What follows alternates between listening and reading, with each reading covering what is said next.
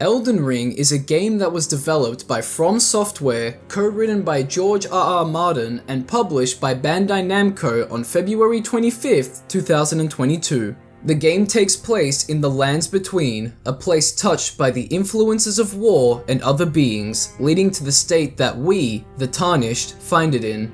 With the Elden Ring shattered and Queen Marika, ruler of the land, missing, we're guided by grace to brandish the power of the Elden Ring and become an Elden Lord in the Lands Between. Throughout our journey, we encounter demigods, the offspring of Marika, and countless environments and characters. All of these combine to create a fascinating story left for us to piece together through hours of exciting gameplay. So naturally, with all of this lore just sitting there, waiting to be discovered and shared, it was only time until an Elden Ring Iceberg chart would be made. In this video, we'll be taking a look at this Iceberg chart, posted to Reddit and made by Keyforge0415. And if it wasn't obvious already, this video will be full of spoilers for so many plot points and in-game topics. You have been warned. As we can see, there are 6 layers to this chart, and a lot of entries here relate to lore and speculation. Hence why I've dubbed this chart the Elden Ring Lore and Speculations Iceberg. And we'll be going through all of these entries, from the top to the bottom, from layer 1 to layer 6, and there is a lot to cover. Concepts and lore you didn't even know was a part of Elden Ring, and I'm super excited to show it to you all. And thankfully, a good friend of mine, Matt, helped me with research for this video, so shoutouts to him. But because of how much there is to cover, occasionally I'll say apparently when presenting new information. I'll say this because I wasn't able to find proof of some things, but whatever it is widely accepted as fact. It only happens a few times, but keep that in mind. Also, just very quickly, check out my newly made Patreon if you want to further support me. It'll be linked in the description. Now, with all of that being said, I am very excited to say, let's dive into the Elden Ring lore and speculations iceberg.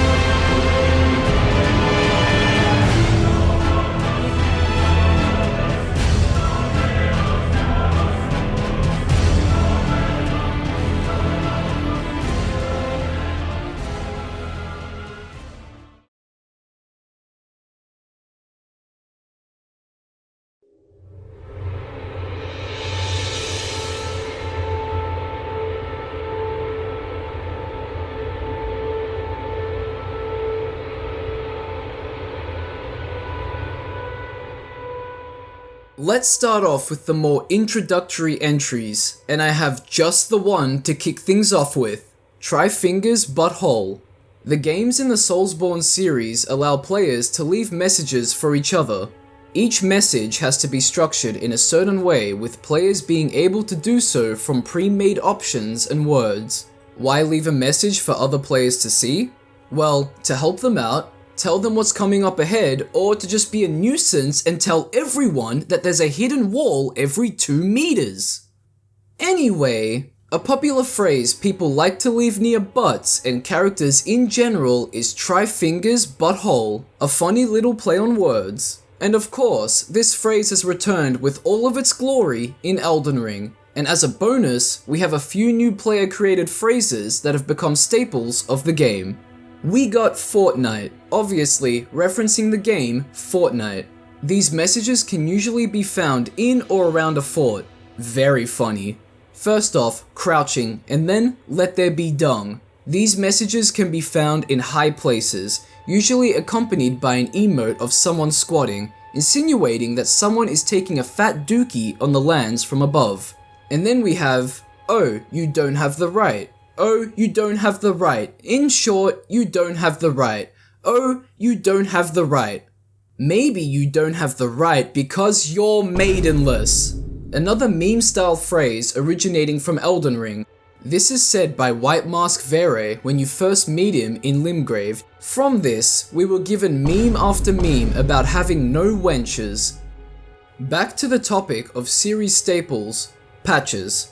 This character has made his way into a lot of From Software's game catalog, and that includes Elden Ring. Just in case you didn't know, From Software is the game company that's created all of these games that you love. Anyway, patches. You might have seen him in Demon's Souls or in Dark Souls. You might also think that his first appearance was in Demon's Souls, but no. His first appearance was in Armored Core for Answer, a third-person shooter mecha game. In For Answer, Patches is a mercenary that the player fights in Chapter 2 called Patch the Good Luck, and his mecha, No Count, is equipped with a sniper and stealth equipment. His biography is as follows. This independent mercenary has more history on the field of battle than most, piloting a strange-looking reverse-legged craft. His favorite combat strategy is to snipe from the air or from concealed locations to catch his opponents off guard.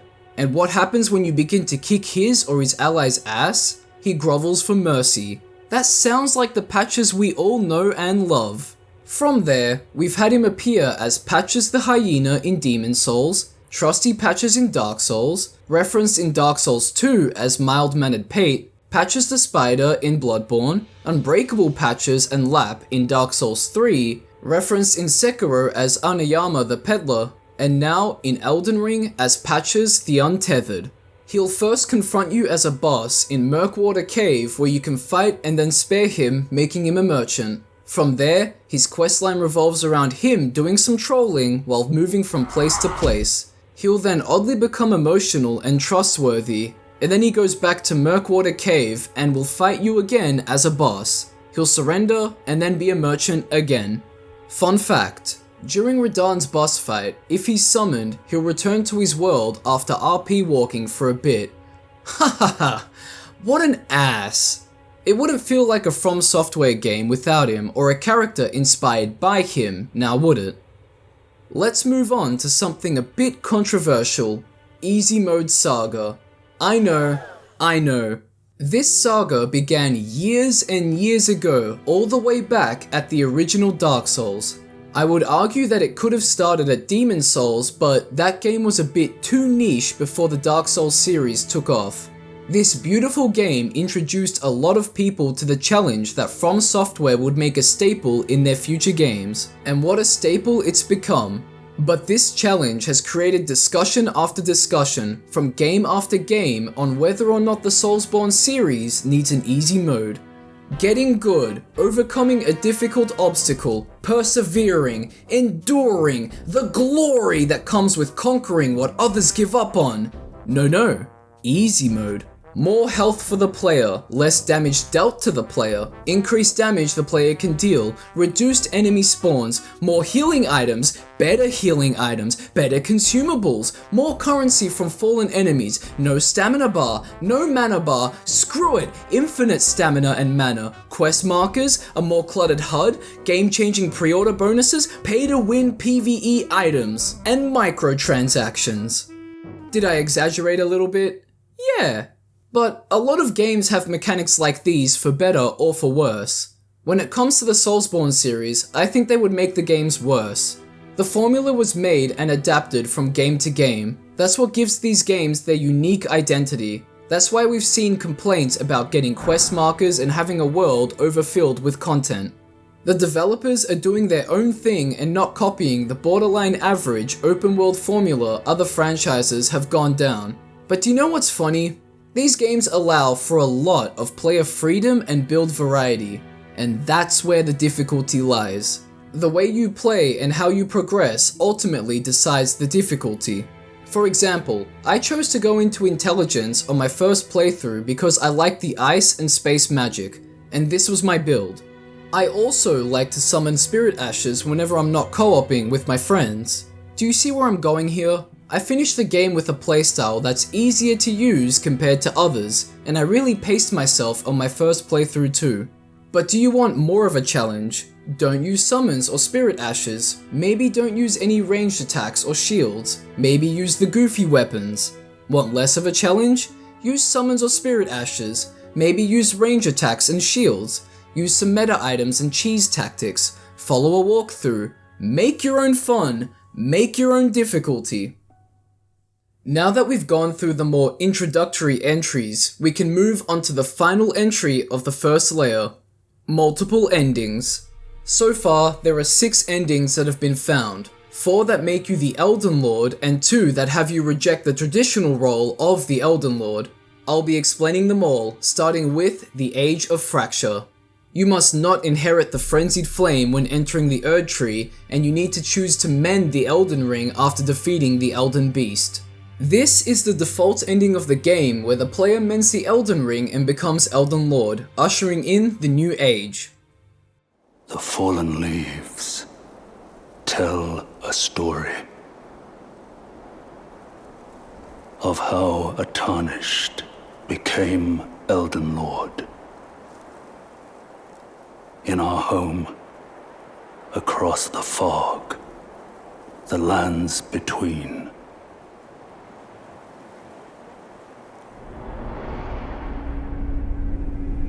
Our seed will look back upon us and recall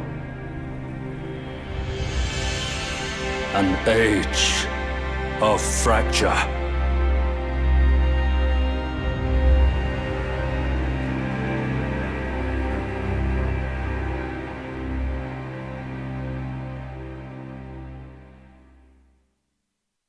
The Age of Duskborn. You must complete Fear's questline, receive the Mending Rune of the Death Prince, and choose to use the Mending Rune of the Death Prince after defeating the Elden Beast. For context, this rune was created after Fear used the Curse Mark of Death on Godwyn's corpse to give him a second life as the first of the dead. Fear lays with him and bears the first of dead demigods, which is the rune. With this rune, the player begins the new age of Duskborn as the Elden Lord. The principle of life within death is embedded into order, and the lands between are blanketed by a washed out fog. The fallen leaves tell a story of how a tarnished became Elden Lord. In our home, across the fog, the lands between.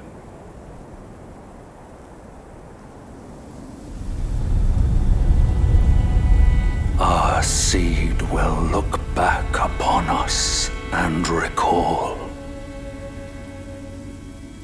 the age of the Duskborn.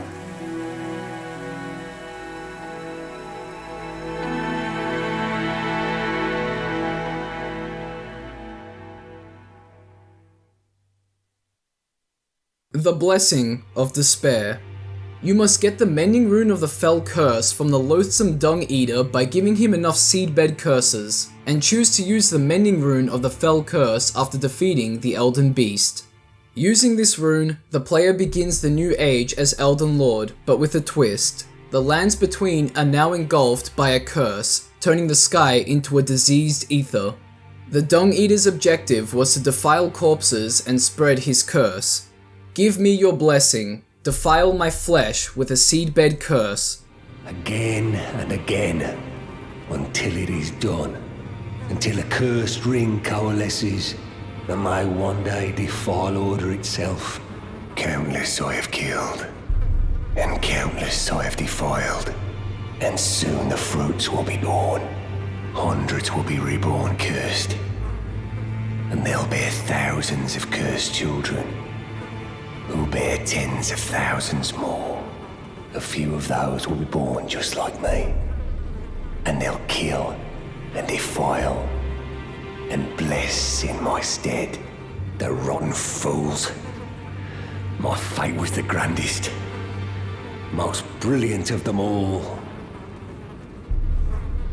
By using the Mending Rune of the Fell Curse, we complete his life's mission. More on that in the next layer. The fallen leaves tell a story of how a tarnished became Elden Lord.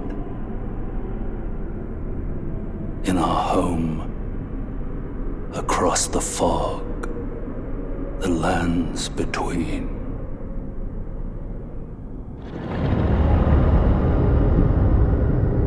Our seed will look back upon us and recall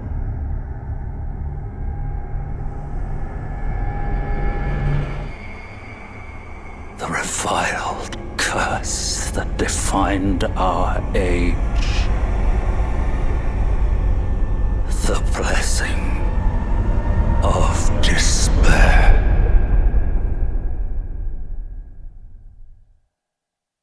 The Age of Order. You must complete the ever-brilliant gold masks and Brother Corrin's questlines to receive the Mending Rune of Perfect Order, and choose to use the Mending Rune of Perfect Order after defeating the Elden Beast. This brings a new age of stability where conflict brought upon the fickleness of the gods no better than men, emboldened by the flames of ambition, is no more. You know, Goldmask lamented over the fact that all the good and the great wanted, in their foolishness, is an absolute evil to contend with. In simple terms, those seeking greater power to further their ambition have a higher chance of presenting themselves as the greater good, condemning their opposition as the greater evil. That's what the Age of Order aims to prevent. The fallen leaves tell a story of how a tarnished became Elden Lord.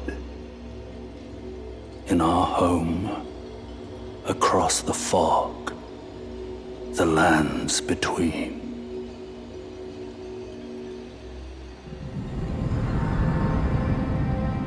Our seed will look back upon us and recall the Age of Order.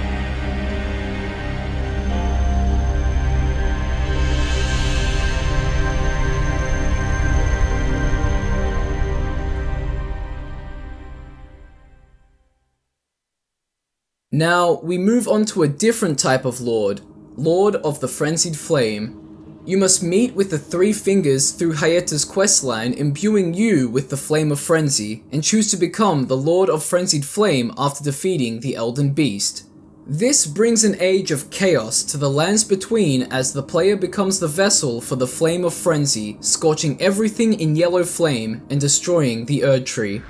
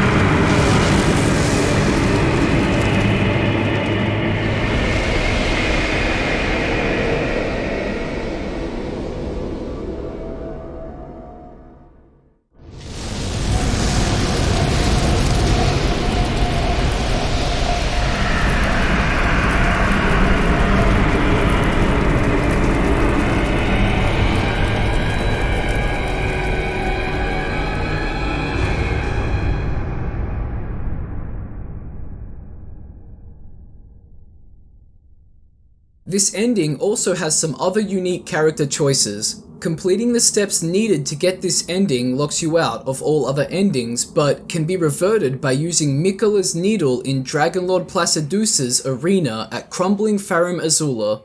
This reversal is permanent. If you're imbued with the Flame of Frenzy before Melina lights herself ablaze to set the Erdtree aflame, she'll say this: You have inherited the frenzied flame. A pity. You are no longer fit. Our journey together ends here. And remember, should you rise as the Lord of Chaos, I will kill you. As sure as night follows day, such is my duty. For allowing you the strength of runes. Goodbye, my companion. Goodbye, Torrent.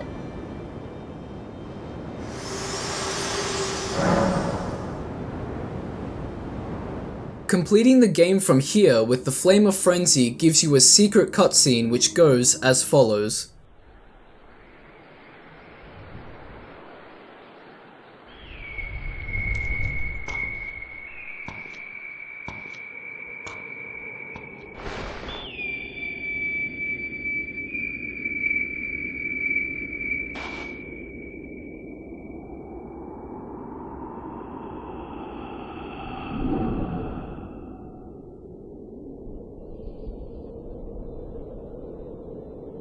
Lord of Frenzied Flame.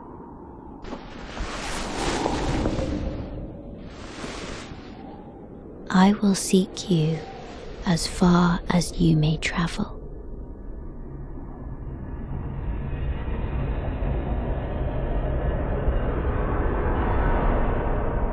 To deliver you what is yours. Destined Death. Destined Death, according to Finger Reader Enya, is the second name that the Rune of Death goes by. The same rune that Queen Marika removed from the Elden Ring. Interesting. We'll talk about the implications of that later in the video.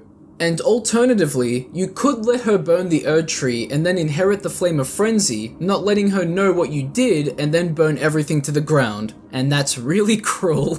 No secret cutscene though. But anyway, let's move on to the 6th ending, the Age of the Stars. You must complete Ranni the Witch's questline and use Ranni's blue summon sign after defeating the Elden Beast. Ranni surpasses Marika as goddess and takes the player to be her Elden Lord. She brings an end to the Golden Order and establishes her own order, most likely related to or similar to the Dark Moon. And with the Golden Order gone, the Greater Will's influence on the lands between is no more.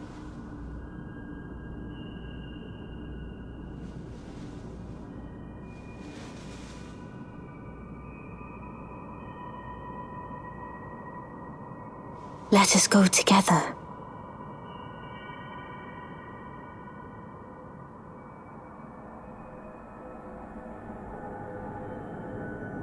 My dear Consort Eternal.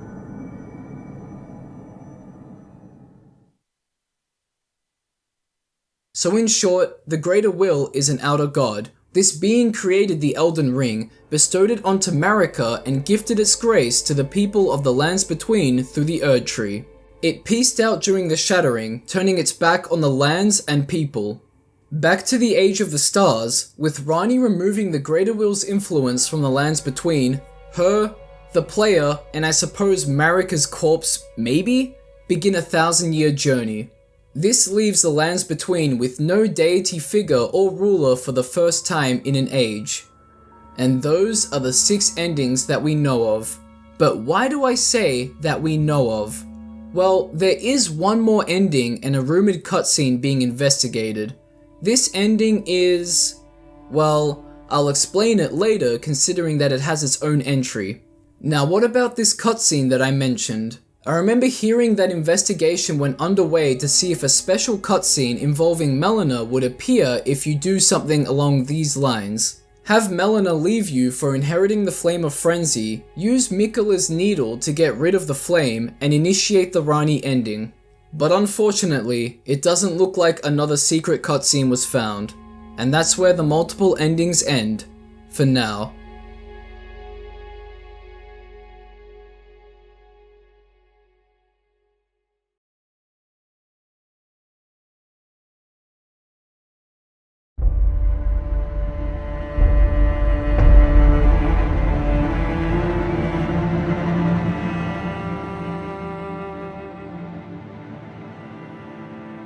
Let's start this layer off with a bang. Dung Eater doesn't eat poop. I'm sorry to disappoint you all, but he doesn't just eat poop despite his name. The most likely explanation for his title is the fact that he is blasphemous towards the Golden Order's values, leading to people perceiving him as an evil and vile force. I bet that you also think that, but let me explain for the loathsome Dung Eater. Despite his villainous status, let me give him a case. Firstly, I already pointed out his life's goal, which is to inflict a curse on the people of the lands between that'll be passed on from generation to generation. When he defiles a corpse to spread the curse, a seedbed curse grows on the corpse. The item description reads as follows. Curse grown on a corpse killed and defiled by the Dung Eater. A tender pox afflicted with omen horns. The Dung Eater cultivates the seedbed curse on corpses. By doing so, he prevents the dead souls returning to the Erdtree, leaving them forever cursed. One of the most loathsome things found in the lands between. Looking at the corpses he's defiled, they all seem to have injuries on their nether regions, implying that Dung Eater might spread his curse by defiling his victims' genitals, the seed of man. That could be why all of his victims look male. We even see proof of this process happen to a man, Blackguard Big Bogart, after he sets up shop just outside the capital's walls. Now, looking at his armor, we can see what I first believed to be teeth all over it, but really, they're omen horns that have been cut off. After all, the Dung Eater's armor set is called the Omen set, and he's not an omen as seen in Garden of Ice's video, Elden Ring, all NPC faces without helmets unmasked. We can see similar imagery on the Omen Band and Regal Omen Band items, with Band meaning baby in Old English and the Omen Band missing its horns. As the item description states, Omen babies have all their horns excised, causing most to perish. These fetishes are made to memorialize them. Please don't hate me, or curse me. Please. The Regal Omen Band's description states something different. Omen babies born of royalty do not have their horns excised, but instead are kept underground, unbeknownst to anyone, imprisoned for eternity. These memorial fetishes are fashioned in secret. If it wasn't obvious enough, omen-cursed creatures are treated like filth. We even see something similar from our blacksmith, smithing master Hugh, who is a misbegotten, and a prisoner trapped by the hold, undying, made to smith forever. Back to the omen's suffering, the omen killers wear masks, carved in the image of the evil spirits that haunt the omen in their nightmares, and their weapons are made of amputated omen horns. Perhaps we also see these spirits when we use the Omen Bands or the Sword of Milos. Margit/Morgott and his twin brother Mohg, omens born of royalty under Queen Marika and Godfrey, horns intact. And why did I say Margit/Morgott? Because apparently they're the same person, just under different names. We have a similar situation with Mohg, Lord of Blood, and Mohg, the Omen, but it's unclear what the Omen version is. In Margit/Morgott's case, his remembrance states that he took it upon himself to become the Erdtree's protector. He loved not in return, for he was never loved, but nevertheless, love it he did. Royalty or not, omens were treated like trash because of their biological curse. We see this practiced in the subterranean shunning grounds underneath the capital. The Regal Omen Band's description suggests that these omen are royalty, but are kept underground to be hidden for all eternity. And who else do we find in these sewers? The loathsome Dung Eater, locked away near those of the Omen curse. Now we've come full circle. Just like the omens, those afflicted with the seedbed curse cannot return to the Erdtree, but are reborn, cursing their bloodline forever. This goes against the Golden Order, something the Dung Eater could have been a part of sometime in his past. The Omen's armor's description states that the sun-shaped medallion represents the guidance he once saw, and the ring to which it will one day lead. This description is strikingly similar to the Radiant Gold masks.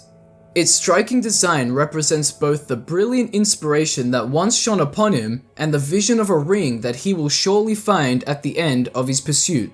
They both seek a ring, with these rings possibly being represented by the mending runes the players receive for completing their quests. They're like a yin and yang. One is for Erdtree resurrection, and the other is not. And how do we get the rune of the Fell Curse? by defiling the Dung Eater in a similar way to what he did to so many others. The Dung Eater, siding with the omens, he aims to make everyone cursed, with the skies sharing similar imagery to the Omen Ban and his Omen armor set. Everyone is turned into a monster, making no one a monster. Staying on the topic of omens, Omen Shackles. As pointed out in the previous entry, omens are treated terribly. 2 different types of shackles are found throughout the game that bind omens to the will of the Erdtree, whether they like it or not. The 2 of them are physical shackles, and there's a possible 3rd shackle phrase. These are physical shackles and a possible phrase. They look and act differently to Hugh's shackle. His purpose in the Roundtable is to smith a weapon for the player to slay a god. After completing most of the game's main questline, Hugh becomes free of his chains, but he stays at the Roundtable smithing for the player. Before the chains break, you can catch him praying, and this is what he says. Oh, your divinity, have mercy and grant me forgiveness. The road is yet long, a god is not easily felled. But one day without fail you will have your wish. So please grant me forgiveness, Queen Marika. Your divinity, Queen Marika. He's clearly under the impression that he owes a lot to Marika and needs to complete his mission for her. Sounds a lot like he's been brainwashed into thinking he requires forgiveness for being born the way he was. Now what about the Omen Shackles, ones tied to specific characters? Margit's Shackle, a fetish bathed in golden magic. Shackles were used to bind the accursed people called the Omen, and these ones were made to keep a particular Omen under strictest confinement. Though faint, the shackles still retain vestiges of power, enough to trap the once bound Margit on Earth, if only for a short time.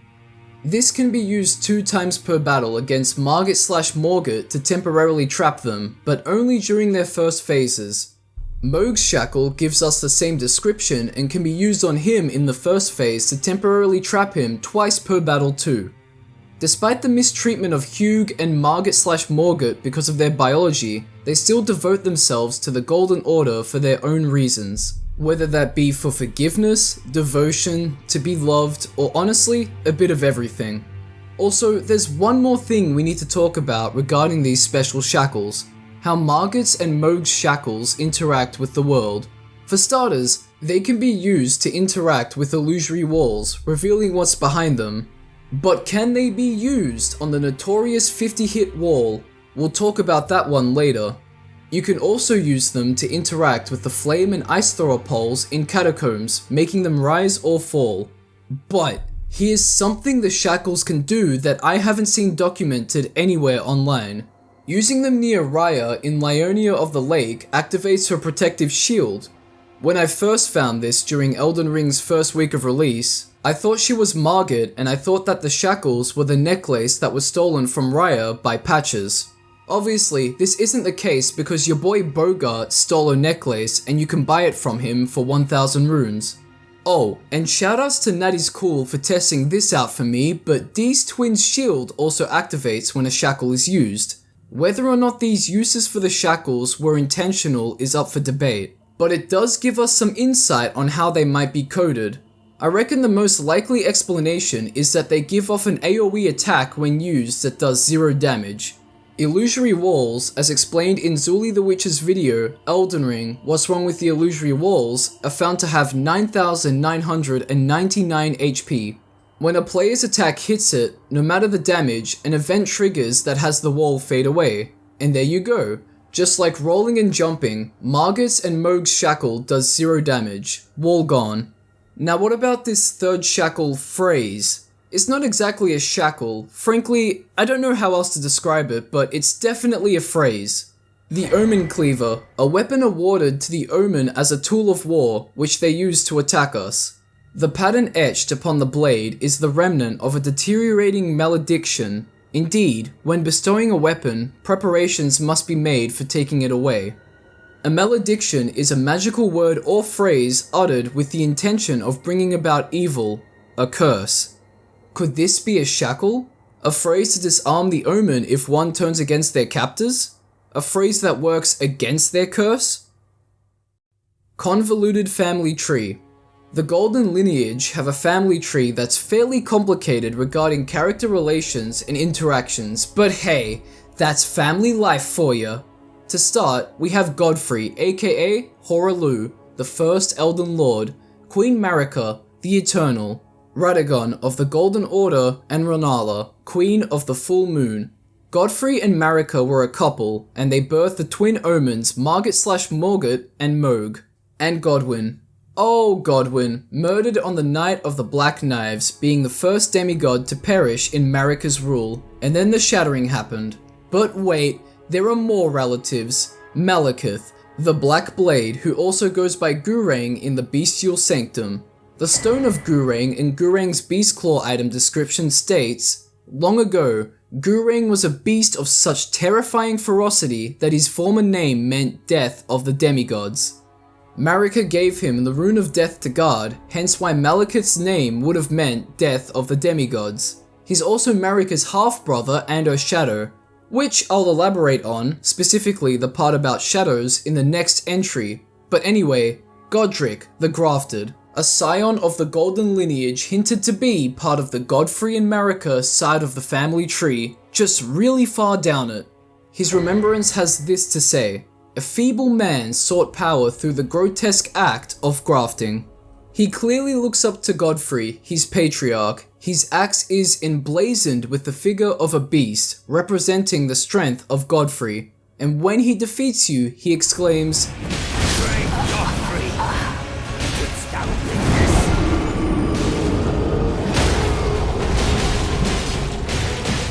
But here's something interesting. Why would a powerful demigod, part of the Golden Lineage, be regarded as feeble? Because he was never powerful. Marika's god genes weren't passed down all too well to him, and that's why he resorted to grafting. He wanted to be like his fellow Golden Lineage members. Melina tells us at the capital outskirts that Marika said the following. In Marika's own words, hear me, demigods. My children, beloved, make of thyselves that which ye desire. Be it a lord, be it a god, but should ye fail to become aught at all, ye will be forsaken, amounting only to sacrifices. Yeah, that's a lot of pressure, and it led to Godric biting off more than he could chew. As an example, we can even find a greatsword monument at the site of his battle between Malenia the Severed, the blade of Miquella, his half-sister. He had insulted her and they battled. Obviously, he lost, but this was a major loss, leaving him groveling at her feet begging for mercy, which she gave. He tried so hard to be something, but he didn't have the proper strength or mindset to become anything of value. Oh, and there's another grafted we have to look at. Further reading the item description of the Remembrance of the Grafted, one day we'll return together to our home, bathed in rays of gold. Considering that Godric also says this when defeated, he could be referring to Godfrey returning home with him, maybe other members of his family too, which means that maybe, just maybe, he's referring to Godfrey the Grafted, another member of the Golden Lineage through Godfrey and Marika. Ah, did you ever hear the tragedy of Godfrey the Grafted? I thought not. It's not a story the Golden Order would tell you. It's a grafted legend. You can find him in the Golden Lineage Everjail located in the Atlas Plateau. He was at least partially responsible for the first siege on Leyndell. He was defeated and then captured by your boy Kristoff, the ancient dragon knight. You know, this spirit ash. And that's why he's in the Everjail. He seemed to have suffered the same issues Godric had in his life, but he didn't get as far. He will not be returning home, bathed in rays of gold. But now it gets even more complicated from here. Nefeli, the barbarian-looking girl you first find in Stormvale Castle. She's there to kill Godric. You also find out that Sir Gideon Ofnir, the All-Knowing, is Nefeli's adopted father. Nefeli never knew her biological father, but we put the pieces together after learning of her last name and her father's, Nefeli Lu. Who else shares that last name? Hoaraloo, aka Godfrey. Then who's the mother? Who knows, but it's definitely not Marika. Godfrey took up his not-so-godly other name, Hoaraloo, when he joined the Badlands Warriors, becoming their chieftain. This happened because Marika thought he was a bit of a beta for losing his fighting spirit, most likely from suppressing his ceaseless lust for battle that rages within him thanks to Serosh, the beast Regent on his back. Then he was exiled and also became the first Tarnished. It seems like Marika was plotting against the Greater Will since Godfrey and many other Tarnished went to other lands, battled for Marika, died, and revived thanks to the Erdtree in the hopes of strengthening them. I mean, come on, she even imprisoned Hugh to smith a god-slaying weapon for the Tarnished. This god most likely refers to the Elden Beast. The proof's all there. Getting back on topic, what does one do when his wife exiles him from his home and lands? Women. New baby, not a demigod but an absolute beast like her father. Ironically too, she becomes the new ruler of Limgrave thanks to Kenneth Haight, something Godric could never respectfully achieve. Now hold on, before moving on to the other side of the family tree, I have to talk about Melina, a possible child of Marika. Her in-game dialogue gives us possible hints to this. As an example, she stated she was born at the foot of the Erdtree. Marika is the only woman to have set foot at the Erdtree, and Melina's internal file name, Marika of Daughter, is also a massive hint. I'll explain more about that later on in the video. And that's been one side of the family tree. Let's move to Radagon and Rennala. They first met on the battlefield as enemies, but then they became lovers, uniting the houses of the Erdtree and the Moon. They had 3 children, Starscourge Radahn, the big man that wants to die a glorious death in battle, Rykard, the Lord of Blasphemy, willingly eaten by the blasphemous serpent, and Rani, the Snow Witch, who didn't want to be a puppet for the 2 fingers. However, once Godfrey left the lands between, Radagon slid into Marika's sheets, becoming her new husband, the King Consort, and the second Elden Lord. They birthed 2 children, Melania, Rotusi, sorry, I just got a bit lightheaded there. Anyway, and Miquella, the Unalloyed. These 2 siblings are a curious case. Melania was born and cursed with Scarlet Rot, something the sealed god of Scarlet Rot gave her. She also fought her half-brother Radahn, infecting him with rot, got tired, and was sent to the Haligtree by her homie Clean Rot Knight Finlay. But what about her brother Miquella? He was cursed to be perpetually young and was the one that created the unalloyed gold that subdues the influence of the outer gods. For example, Melania's rot and the frenzied flame. He also grew the Haligtree by watering a sapling with his blood, and he tried to embed himself in it, but his half-brother Moog cut him out in his sleep form and took him in with the hopes of raising Miquella to full godhood status, utilizing the power of the Formless Mother, an outer god. But now, back to the topic of Melania, Gowry, the once great sage, points out something very interesting after Millicent visits his shack and leaves. Millicent, my daughter, why would you take out the needle? You were so close, so very close, to becoming the fairest of all flowers. Would you disown us, too, as your mother did? We children of the Scarlet Rot. Millicent, Melania, do you detest us so utterly? Melania. Her daughter is Millicent, but it doesn't end there. She has 4 other daughters, Mary, Maureen, Amy, and Pollyanna. And you can help Millicent defeat them all, or help them defeat her so she can blossom. So, who's the father? Gowry refers to Millicent as his daughter, but it could be in some sort of adoptive way. Gowry raised her and her sisters so they would all blossom. Maybe Melania has some sort of asexual reproduction? Did someone touch the Rotusi? Who knows? Oh man. Oh, I'm feeling dizzy. I need to get up. What's going on? Oh my god. I think I need some water.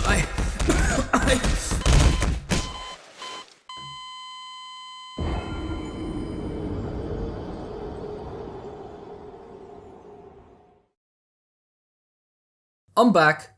Erdtree revival or whatever. I've been informed that I need to continue on with the video, so continuing on with the family tree, regression alone reveals secrets. Marika is Radagon.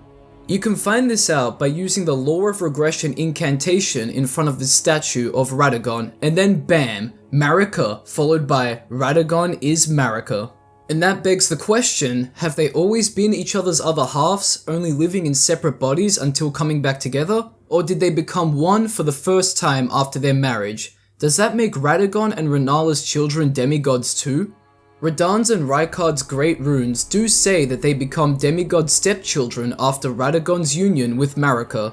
Ranni is also considered a demigod and was Empyrean, a being born of a single god. How is that the case if her parents are Radagon and Renala? It could be the special condition with her being chosen by her two fingers as a candidate to succeed Marika.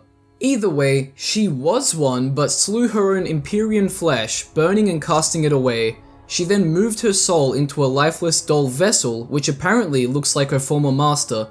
More proof is that Empyreans are given shadows in the form of wolf-like creatures. Marika has Malekith, who is eternally hungry and in want of Deathroot. I already pointed out that he's Marika's half-brother, which would also make him part of the Newman race like her. Ranni has Blythe as her shadow, and he went crazy, conflicted with keeping his allegiance with Ranni and the Two Fingers. That is the Shadow's secret. They will hunt down their Empyrean master if they go against the Golden Order until either one is killed. Now what about Malenia and Miquella? They're Empyrean considering that Marika and Radagon are two parts of the same person. We don't see their shadows, so do they have one each? Anyway, I got a little sidetracked there, but to summarize, Marika and Radagon became two sides of the same person. One who caused the shattering of the Elden Ring and one who is attempting to repair it. Whether or not they were always one being or became one after their marriage is up for debate. In either case, they are one being during our time as the Tarnished in-game, sharing a sentence for Marika's actions. Original Radahn fight. An original fight. I can't find any info or proof anywhere that would suggest that there was another idea for the fight against Radahn that is considered the original. However, there is proof that Radahn's boss fight was unintentionally nerfed in the game's 1.03 patch, making the 1.00 base game to 1.02 the original Radahn fight, and patch 1.03 to 1.03.2 the changed one. So what happened? March 17th, 2022, patch 1.03 comes out and oopsie poopsies, Radahn's fight was made easier when a few of his attacks were unintentionally made weaker. Apparently, his damage from melee attacks and some ranged attacks were reduced, along with reduced attack hitbox sizes. But then patch 1.03.3 came rolling in on the 4th of April 2022, Weed Day. Radahn takes a fat hit from the booth, and he's patched to be at full power again. I love his boss fight. It's one of, if not, my favorite fight in the game. The concept of fighting a demigod with a bunch of NPC summons like it's a raid boss really tickled my fancy. And when he goes into the skies and comes crashing down, so fucking cool. I think he has some of the most enjoyable boss movesets to master, alongside a few others I've enjoyed. What can I say? I like the bullet hell and unique approach to the fight. Any percent speedrun warps. Historically, warps have been a major part of any percent speedruns. The Legend of Zelda Ocarina of Time is a great example of this, requiring a speedrunner to wrong warp to the end of the game from Kokiri Forest, the starting town of the game, if they want to compete with the best runners. And of course, Elden Ring has its own style of warps. One of these are map wrong warps. You can do this by using a Memory of Grace and a map warp in succession from each other. As an example shown in the video, how to double wrong warp in Elden Ring speedrun strat hard method by Easyscape clips and VODs, you can get to Crumbling Farum Azula early by using the portal to the Farum Azula preview at the 4 belfries. Once there, use the Memory of Grace, select the Stormhill Shack Grace on the map and select to warp there. If done correctly, you'll spawn at the shack's default spawn location, which is out of bounds, which is a wrong warp to unstable ground. From there, quit the game, load back in, and the game won't let you load back in on unstable ground. so it loads you in at the default spawn location of the last place you were standing in, which would be Crumbling Majula, another wrong warp. In doing this, you can hit the first site of grace in the area, something you can't do using the Belfry portal, so you would not only have completed a map wrong warp, but an unstable position wrong warp too, as shown when map warping to Stormhill Shack's default spawn location. Plus, you get to skip a lot of the game, which is the whole point of the warp, but unfortunately, this was patched in version 1.04 of the game, but you can do something similar by instead map warping to Castle Ward Tunnel. You can also force quit wrong warp as seen in the Elden Ring force quit wrong warp video by Alt F4. This requires you to warp from an area and then force quit the game, making it lose your exact position. Loading back in, you're sent to the default location of the area you warped from. Here's a pretty cool wrong warp map found on the Speed Souls website that color coordinates the different types of wrong warps that lead to unavoidable deaths, are safe, usually get you stuck out of bounds, or can lead you to a Marika warp, which is done when you wrong warp into a kill box near a stake of Marika, allowing you to respawn there, creating potential skips. All of the resources mentioned in this entry will be linked in the description. 50 hit illusory wall, but not just one, two can be found near Volcano Manor right here in this passageway, which links up to the manor itself. As stated in the Omen Shackles entry in Layer 1, it was found that illusory walls have 9,999 health, but an event triggers when a player attack hits them, causing them to fade away. Now the problem with these two walls is that they have 9,999 health, but no trigger for them, so you were able to hit them until they disappeared, revealing an area behind them in Volcano Manor. I say were able because they've been patched as of the 1.04 update. No more legendary 50 hit illusory walls, and these snails might have something to do with it. If you break the wall and they follow you into the manor, you can't attack them due to the area being a safe zone. So the manor would have a snail infestation unless you kited them out of there. Or you know, they could have been good pets. And for the final entry of the layer, we have completed Colosseums. There are 3 Colosseums found throughout the game that we aren't able to enter. They're located in Limgrave, Caelid, and Leyndell. But what were they used for if we can't enter them? The item description for the Ritual Shield Talisman holds the answer. The practice had died out by the age of King Consort Radagon, but remains of the arenas where ritual combat took place can still be found in every land. Gladiator-style battles. But we can't enter the Colosseums because there's nothing to do there since they're not used anymore, but we can still speculate for a future use for the areas. DLC? One that takes you to these Colosseums to fight? Maybe to fight in a certain time period like the past, considering that's when the Colosseums were used? What kind of fighting would we see? A wave mode? A one-off boss battle? Who knows? But actually, Sekiro Doobie on YouTube made a video trying to explain the mysteries of the Colosseums. In this video, the insides of the place are shown, speculations are made, and more. If that sounds of interest to you, I'll have the video linked in the description.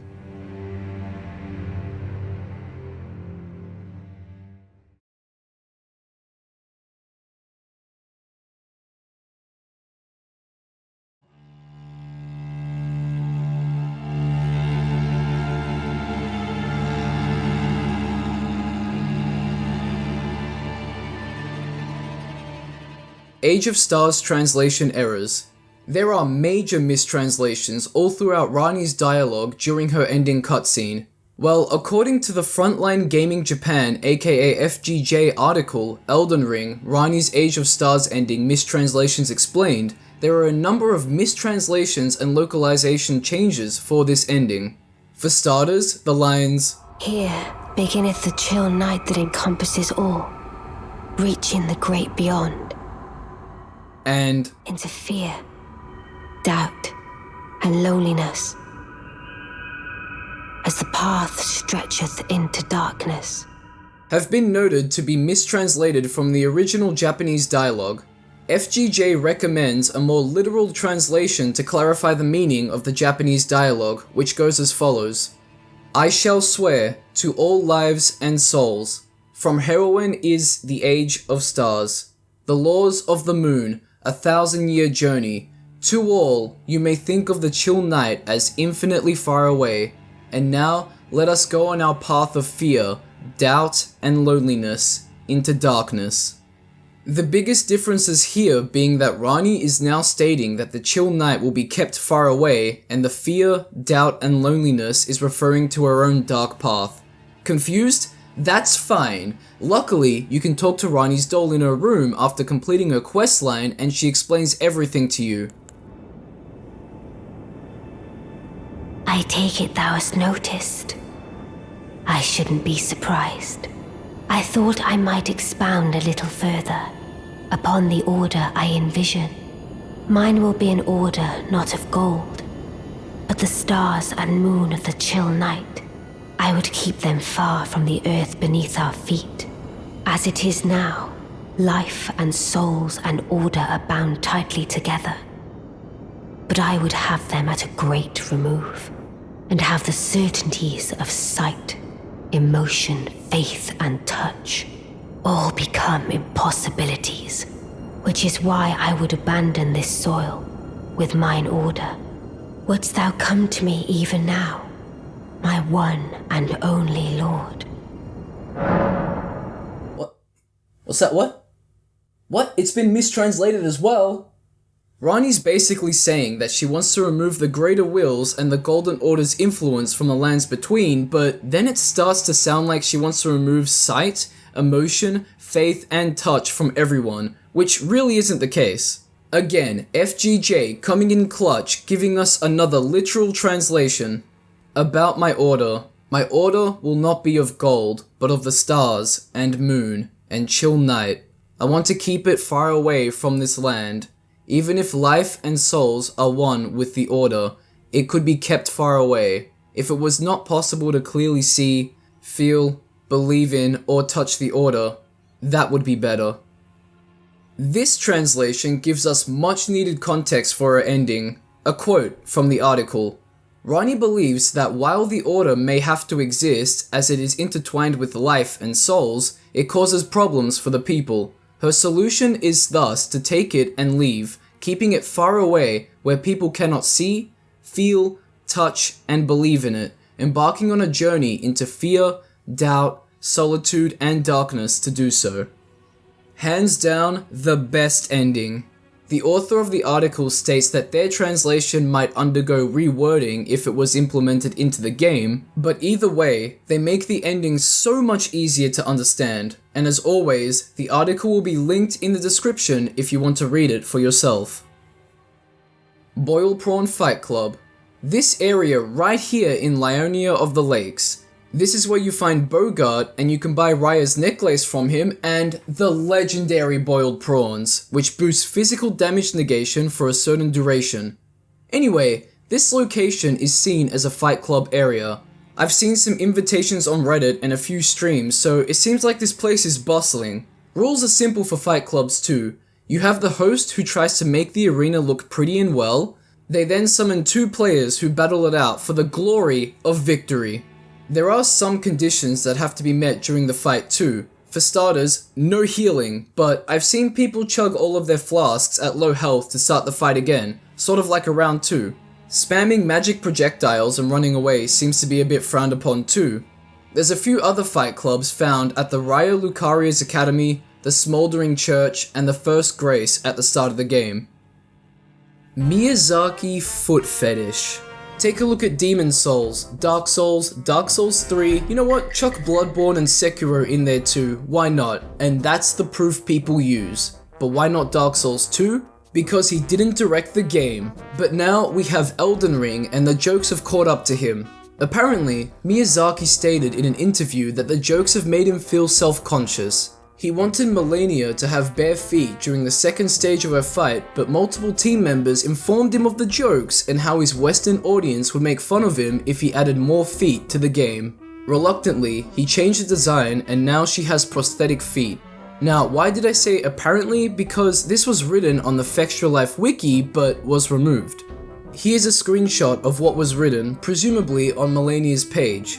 If this is all true, then honestly, this is the weirdest form of censoring I've ever seen. All because of foot fetish jokes, because it's artistic as fuck. The man had a clear vision. Also, walking barefoot on sand and snow leaves your footprints, very detailed footprints. Do with that what you will. Multiple Estelles. There are 2 of them found in the game. Let's look at Estelle, natural born of the void first, found in the Grand Cloister, Lake of Rot. A creature born from the void, who assailed the Eternal City and stole their sky.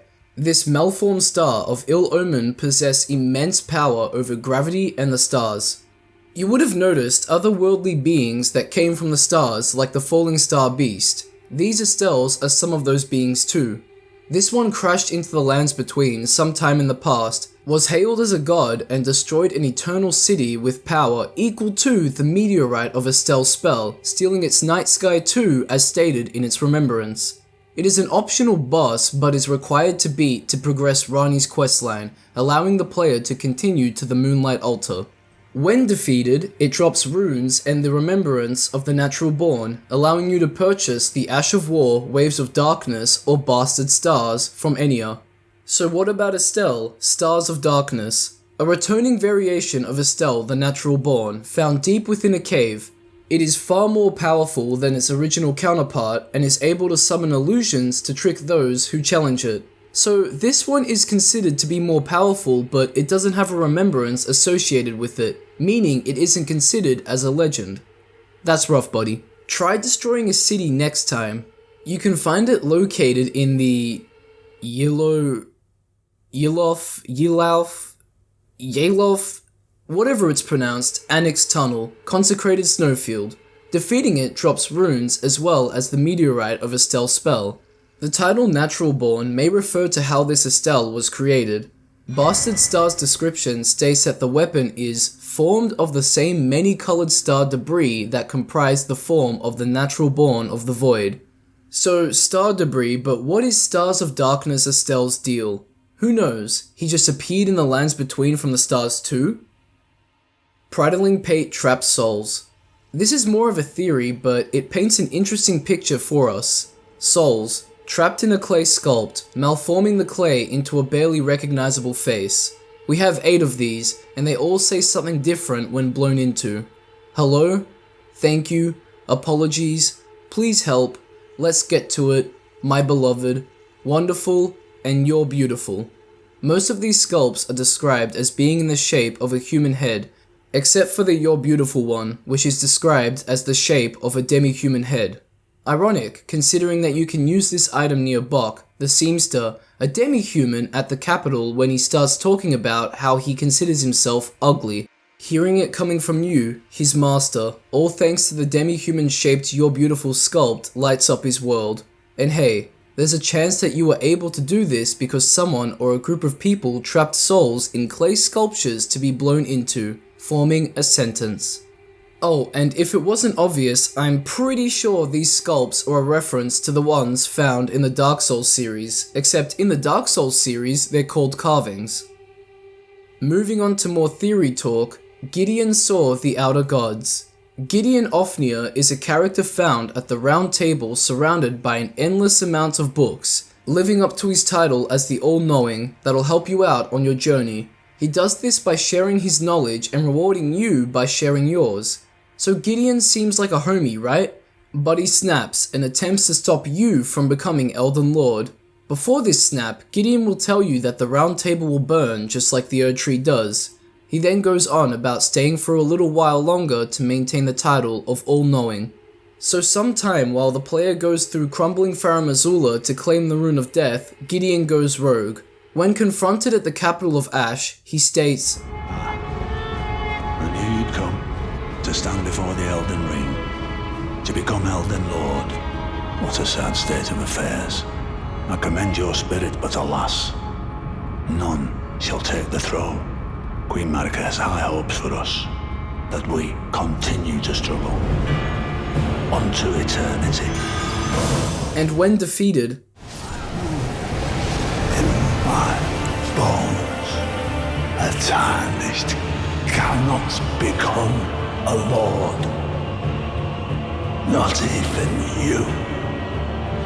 A man cannot kill a god.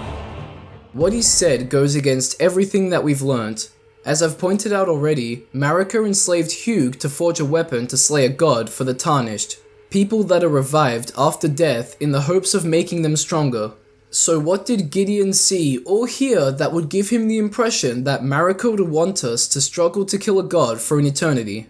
You could argue that he saw the Elden Beast due to the path into the Erdtree being open, but then how would he have gotten past Radagon, let alone past Godfrey? And that's why we can theorize that he saw the Outer Gods, the Greater Will, the one who instilled order to the lands between, but during the Shattering, it turned its back on the lands. Or maybe the Outer God of Chaos, the Frenzied Flame. This is the opposite of order, the Greater Will, the Outer God of Wounds, the Formless Mother, the one Moog adheres to. Maybe the Outer God known as the Dark Moon, the Stars, and the Primeval Current. Ranni fears it, and rightfully so. Sentient moons are no joke. The Goddess of Rot, the one who cursed Malenia, sealed away by a blind swordsman, presumably in the Lake of Rot. For this theory to work, we assume Gideon saw one or many of these Outer Gods in person, but now we need an event that he would have had to have gone through to see them. He doesn't leave the Roundtable all game until we find him at the Ashen Capital. So whatever happened, whether it was because he saw the Outer Gods or not, Gideon's motives were influenced and changed. Why? Out of fear of what he had read or seen? Out of a realization? Did he find something out while reaching into the realm of the All-Knowing? Something his weapon's unique skill does. He does have a lot of ears on his armor set, so does that have anything to do with it? However, his dialogue when killed does suggest that he's making an educated guess or following a gut feeling more than anything, stating, "I know in my bones." And ironically, the All-Knowing was wrong. A god can be killed. But do we fight a wounded Elden Beast? Do we fluke the win? After all, it did have a giant scar on its belly. Godskin Hunt justified. Let's present everything about the hunt and then decide if it was justified. The hunt was led by the Gloam-Eyed Queen, an Imperium chosen by the Fingers. She had a following of apostles that would go and hunt gods. They wielded a power, the Black Flame, which could slay these gods utilizing the power of destined death.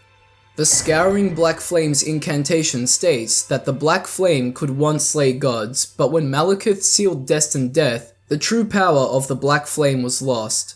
So we can conclude that these hunts happened before Marika removed the Rune of Death from the Elden Ring, and the Fingers may have been okay with it. It's also suggested that these hunts were all very cruel, and were probably enjoyable for the Apostles. Of course they would have been. They wielded powerful Black Flame incantations like Black Flame's protection, their armor within, Noble Presence, once a sign of the god's wrath. This incantation became a trophy of the Noble's God Hunt, and other incantations like the Black Flame Blade, Black Flame Ritual, and Scouring Black Flame. It's no wonder why they had fun. They were invincible, protected by the Black Flame, and could wield it in many different ways. But that's not the end of it. Killing their targets wasn't enough. Looking carefully at the Godskin Noble and Apostle armor, we can find body parts and faces all throughout it.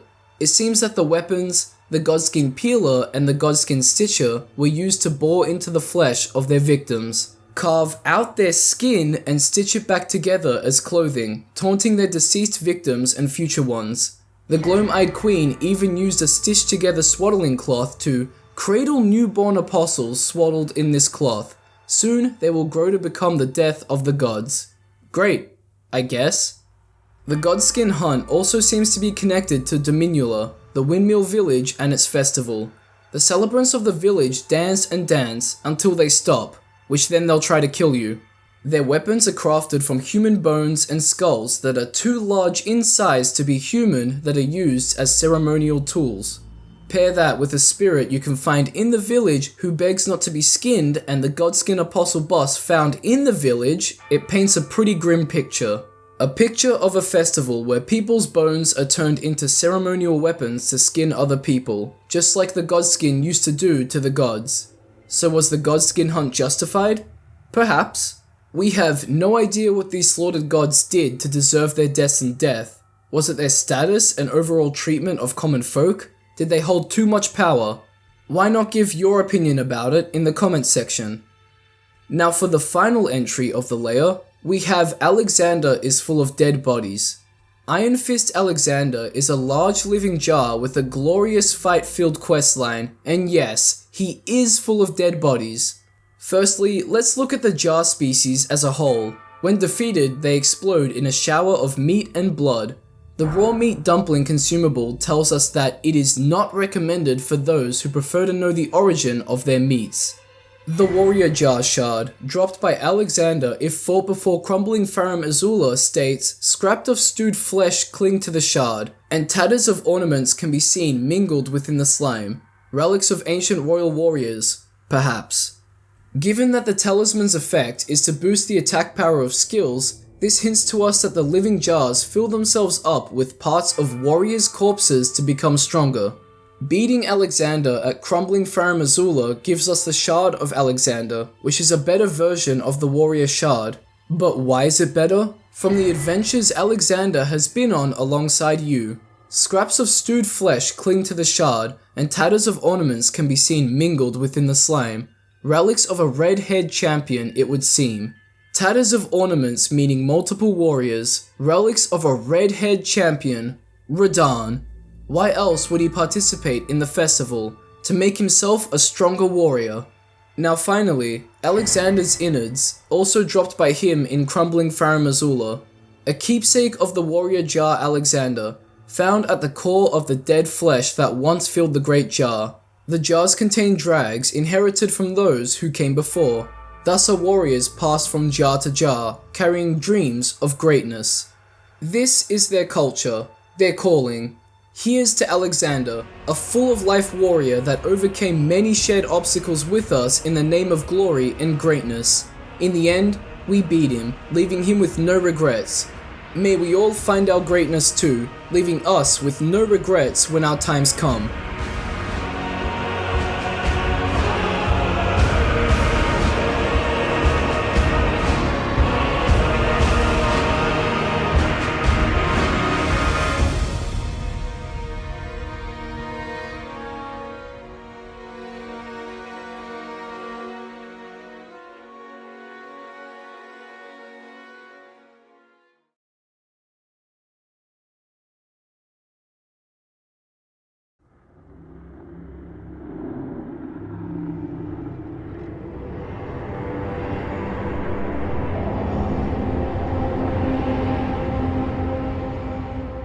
Bestiary removed. As Jester Patches on Twitter points out, there have been 126 icons found in the game files, with each NPC having 2 icons, a grayed out one, and a filled in one. Except for Rani and Gurang, they only have 1 icon each, and they go pretty hard. Feel free to screenshot. These icons are being used as evidence of a scrapped bestiary that would have tracked what creatures you've killed, possibly keeping track of how many too. There were no icons found for major bosses though, but here's a pigeon going hard. Feel free to screenshot. But wait, there's more. These might not be for a bestiary like it was first thought. What if it was for the sleep status effect? Jester Patches highlights that Evil Cookie posted something interesting to the modding Discord. Saint Trina's crystal ball copies dream mist from any sleeping being, a crystal ball full of mist. Symbol of Saint Trina of the Cradle Song, copies dream mist from a sleeping being. Dream mist was once used as an ingredient in rare and potent physiques. May the quietude of slumber come to all and sundry, even to those whose red eyes burn with the flame of frenzy. Now that's interesting, an unused item and dream mist mechanic. Could these icons indicate what dream mist the player has? I guess it would explain why the sleep status is so underdeveloped and why we don't get too much information about Saint Trina, god of slumber. But who is Saint Trina? I'll explain that a little later. Hopefully we get to see the sleeper mechanic utilized in future DLC because the ideas and concepts are pretty cool. It would also explain why some of these icons go hard. It's because the NPCs are sleeping. And would it actually have been used in our physiques as it states? Maybe putting Dream Mist in a physique would have allowed for a similar result to Spirit Ash summoning. Who knows? It's always fun to theorize and speculate what could or would have been. A link to the Twitter thread will be in the description. And that brings us to the next entry, Cut Torrent Attacks. As shown in another Zuli the Witch video, Torrent has some cut animations and an attack. The animations include shaking of the mane, eating grass, and the attack is a buck that launches enemies into the air, unless they're too big. It's possible that Torrent could have been independent of the player at one stage, perhaps similarly to how Roach behaves in The Witcher 3. The animations and attacks still work if the player is writing Torrent too. A link to Zuli's video showcasing this will be in the description. Reuse Dark Souls 3 assets. Animations, sound effects, enemies, designs. It's obvious, but you know what? It makes the game tick. Don't fix what ain't broke, but maybe a remix is all it needs. See, the way I see it, it goes beyond just Dark Souls 3. Elden Ring is made up of a lot of the core of the Soulsborne series, all of the ideas, designs, and assets built up since Demon's Souls in 2009. Although you could argue that it's been building up since the earlier days of the company. This is where the remix part comes in, making something old feel new again, feel fresh. This is hands down one of the most freshest gaming experiences I've had in a long time. There's a lot to love here, and yeah, the game's not perfect, but everything that's been poured into the game creates an overall enjoyable experience for a lot of people. This sort of approach to game development has annoyed people too, who are expecting more original ideas from the game. Also, just in case you didn't know, Elden Ring was made on the same engine as Dark Souls 3, the proprietary engine. So no matter what, there'll always be comparisons to other From Software games, especially Dark Souls 3. False Lobster. Around a gazebo found near the Rose Church and Boiled Prawn Shack in Liurnia of the Lakes, you can find 4 crayfish, but for the sake of this entry, we'll call them lobsters. 3 of them are hitting some fat Z's and 1 of them is patrolling the area. Killing the one that patrols will have it reveal its true form, a grafted scion. Once defeated, it'll drop a larval tear. You can find other similar enemies that are disguised as something else. In Limgrave, you can find a wandering noble near the Aguil Lake South side of Grace. Uh-oh, it's a lesser rune bear.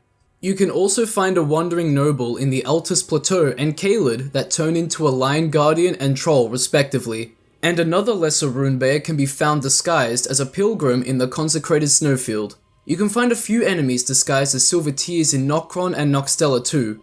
All of these enemies drop larval tears, and what are larval tears used for? Rebirth.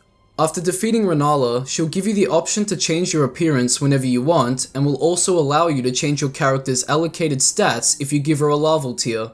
Our rebirth always goes fine because we have Renala's Great Rune, the Great Rune of the Unborn, because it perfects those who have been born anew. So this means that the enemy's rebirths and Box, rest in peace Bok, oh my god, my loyal friend, I'm so sorry, I didn't know, I didn't mean for this to happen, I'm so sorry, you were always beautiful, I should have told you, my god, my little man. Maybe that's why these rebirths aren't so perfect, because they didn't hold Renala's Great Rune when going through rebirth, right? Another quote from the rune's description. Children born anew by Renala are all frail and short-lived, imperfect beings, each and all. Bok, rest in peace, my beloved. Frail and short-lived after his rebirth. The enemies, reborn as mostly frail beings, and they all have short-lived disguises too. Imperfect beings, each and all. Limgrave Burning Heads. This is classified as cut content that you can access in the network test version of the game. As Lance McDonald points out in his video, Elden Ring cut content, Limgrave's Burning Stone Heads, Varre's alternative dialogue, you can find Limgrave incorrectly generated in the distance outside of Margit's boss arena. It's incorrect in the way that it doesn't match up with how Limgrave is actually structured. Here's a comparison. There's also something very peculiar in the distance here, a very detailed burning stone head. There's also one on the shore of Aguil Lake, and looking at the oldest leaked footage of Elden Ring presents us with a shot of another burning head somewhere in Limgrave. What are these heads? I have no idea, but we can speculate. We know that these heads were once in the game, but aren't anymore. They have a smoldering fire effect on them, which can be seen on other assets in the game. It's also good to note that there are enemies found in the game that are giant flaming heads, the Flame Chariots, large mobile weapons bearing the faces of giants. They use their large flaming cannons to burn any who get in their way. So maybe the burning stone heads also resemble the face of a giant. Or maybe a different type of giant, considering that this doesn't really look like this. Could the asset have been removed as content for DLC? Maybe these heads have something to do with the outer gods? Or could they have been used similarly to the giants' corpses in Caelid? You know, a reminder that big humanoid creatures used to exist in the lands. Who knows? All we know for now is that they used to be in the game. I'll have a link to Lance McDonald's video in the description if you want to check it out. Blight is guts. It's no secret that Miyazaki is a fan of Berserk, a dark fantasy style manga, especially the character from it called Guts. He's even publicly acknowledged that he's taken inspiration from the manga, and you can definitely see it in From Software's games. Here are some references detailed in an article on noll.com called Complete List of Berserk Influences on Soul Games. Demon Souls, Dragon Bone Smasher, a reference to Berserk's Dragon Slayer sword. Dark Souls' Artorias, a reference to Berserk's guts. Dark Souls 2. Bloodborne's Hunter Mark, a reference to Berserk's brand of sacrifice. Dark Souls 3's Sullivan Beast, a reference to Berserk's Beast of Darkness. Sekiro's Owl and Wolf, a relationship similar to Gambino and Guts. And now we have Elden Ring, specifically Blight. Come on, look at the similarities. I haven't even read Berserk, but even I knew this was a reference. The closed left eyes, the giant sword on their backs, the armor, and I've even heard that there are some similarities with the characters' arcs and stories. I don't know about you all, but I really like these references. They add so much fantasy and character into these games, and there are many more references in these games that you can find if you have a keen eye. How many have you found? If you want to check out the NoLL article, I'll have it linked in the description. Loretta is an Albinauric. She was a Carrion Knight turned Knight of the Haligtree. To understand this theory, we're going to need to know two things: who Loretta is and who the Albinaurics are. Let's start the investigation.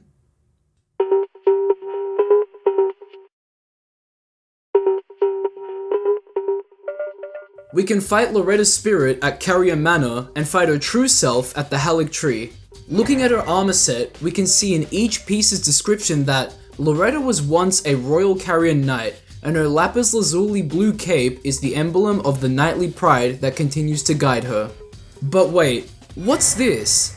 Altering the armor changes the description to Loretta, once a royal Carrion Knight, went on a journey in search of a haven for the Albinaurics, and determined that the Haligtree was their best chance for eventual salvation. Interesting. Her war sickle also states that the weapon's blue glintstone has been replaced with unalloyed gold. Unalloyed gold is synonymous with the Haligtree, Miquella, Malenia, Millicent, etc. Now, who are the Albinauric? They're artificial life forms categorized as either first or second generation. First generation have human-like appearances and a flawed pair of legs which eventually give out, causing them to die soon after. We can find them in the Albinauric village, Volcano Manor, and a few other areas screaming and going goblin mode. We can also find passive Albinaurics like Latenna, found at the Slumbering Wolf Shack, and Elbis of the village of the Albinaurics. Latenna, just like all first generation Albinaurics, lost movement in her legs, relying on her wolf, Lobo, to move from place to place. Lobo had passed away when we found her, and she joins us as a spirit ash. She also can't move from the spot she's summoned at unless a dire wolf is nearby. She'll ride it and use freezing mist on it too, which is similar to the Albinauric Wolfpack archers. Now bows are a staple weapon for Generation 1 Albinaurics, with it being stated in Loretta's Great Bow Sorcery that the bow is her favoured weapon, and it becoming more developed in Loretta's mastery on her bloody journey to find a peaceful home for the Albinaurics.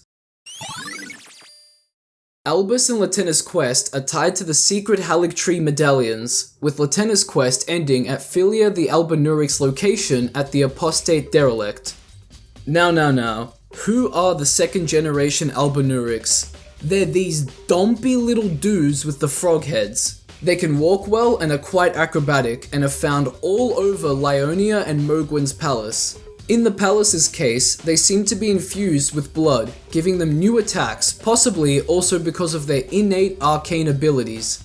Looking at the Albinauric related items, we can see that the Albinauric pot description tells us that the Knights of the Cuckoos viewed the Albinaurics as defiled blood, and the Albinauric blood clot tells us that many believe them to live impure lives, untouched by the Erdtree's grace. Now that we have our evidence, we can build our case.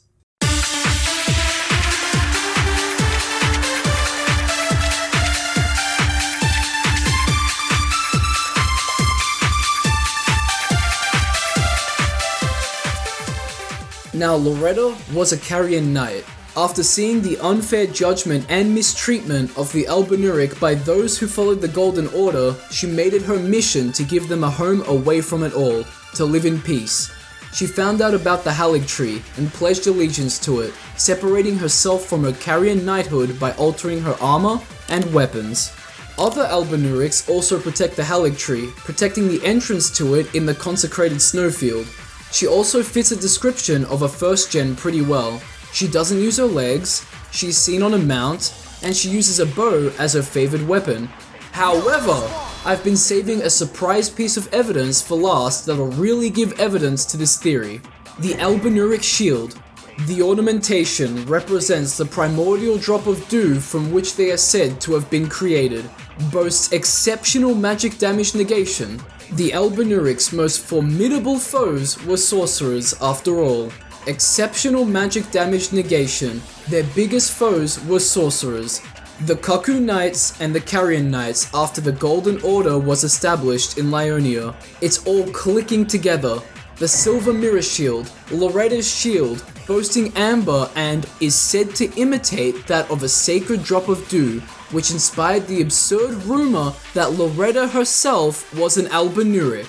The amber, a sign of rebirth like Renala's amber egg, possibly reshaping the shield. It also boasts high magical defense, but would Carrier have knighted an Albinauric? Yes, probably. The Troll Knight Sword states, the trolls are treated as true knights of Carrier and fight arm in arm with their human comrades. That means an Albinauric would have been fine before the Golden Order's influence took over, right? So now you're all wondering, is Loretta an Albinauric? Even with everything presented, there's one major issue. During her fight at the Haligtree, hitting her will make her bleed red, not white like an Albinauric. And yes, I did test this out by jump attacking her so I wouldn't hit her horse. But hey, that's the theory. At this point, it's a really solid theory except for her blood color. The hints and quote-unquote absurd rumor are there, but there's nothing that outright states it either. And Elden Ring is pretty good at stating if a fact is a fact. But you know, that doesn't mean that cheeky hints to stories aren't left around all over the game, even if one of them is an absurd rumor. Moving on to more theory talk, Age of Absolute scrapped. Here's what's known about the ending. There is a voice line lying around in the final version of the game announcing the Age of Absolute, and its ID is an alternate line for the Age of Order ending. On April 1st, 2022, April Fool's Day, Garden of Eyes uploaded a fan-made ending for the Age Absolute. I'd recommend watching it for yourself to get a taste into what this ending could have been. Could it mean bringing order and chaos together to make some sort of neutral age? Maybe the ending is planned to be DLC. Who knows? I'll have a link to the video in the description.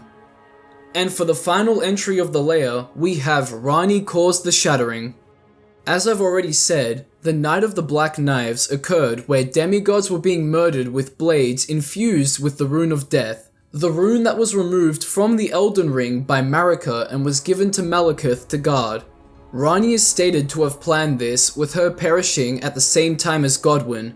Her flesh was slain, his soul was murdered. As Godwyn died, the curse mark was carved into Godwyn, but only half of it, now known as the half-wheel wound of the centipede, as Ranni broke the curse mark into two pieces by dying at the same time, giving her a piece too. Soon after, Marika broke the Elden Ring, causing the Shattering, which was a war between the demigods. The mad taint of their newfound strength must have hit hard. And then the Greater Will had its feelings hurt knowing that all of this was happening and peaced out. So, did Ranni's actions put Marika into a position to destroy the Elden Ring, consequently starting the Shattering? Because as we know, Marika broke the Elden Ring, so this is how she could have caused the Shattering. Yes, Ranni's actions led to Godwyn's soul death, which led to Marika breaking the Elden Ring, which caused the Shattering.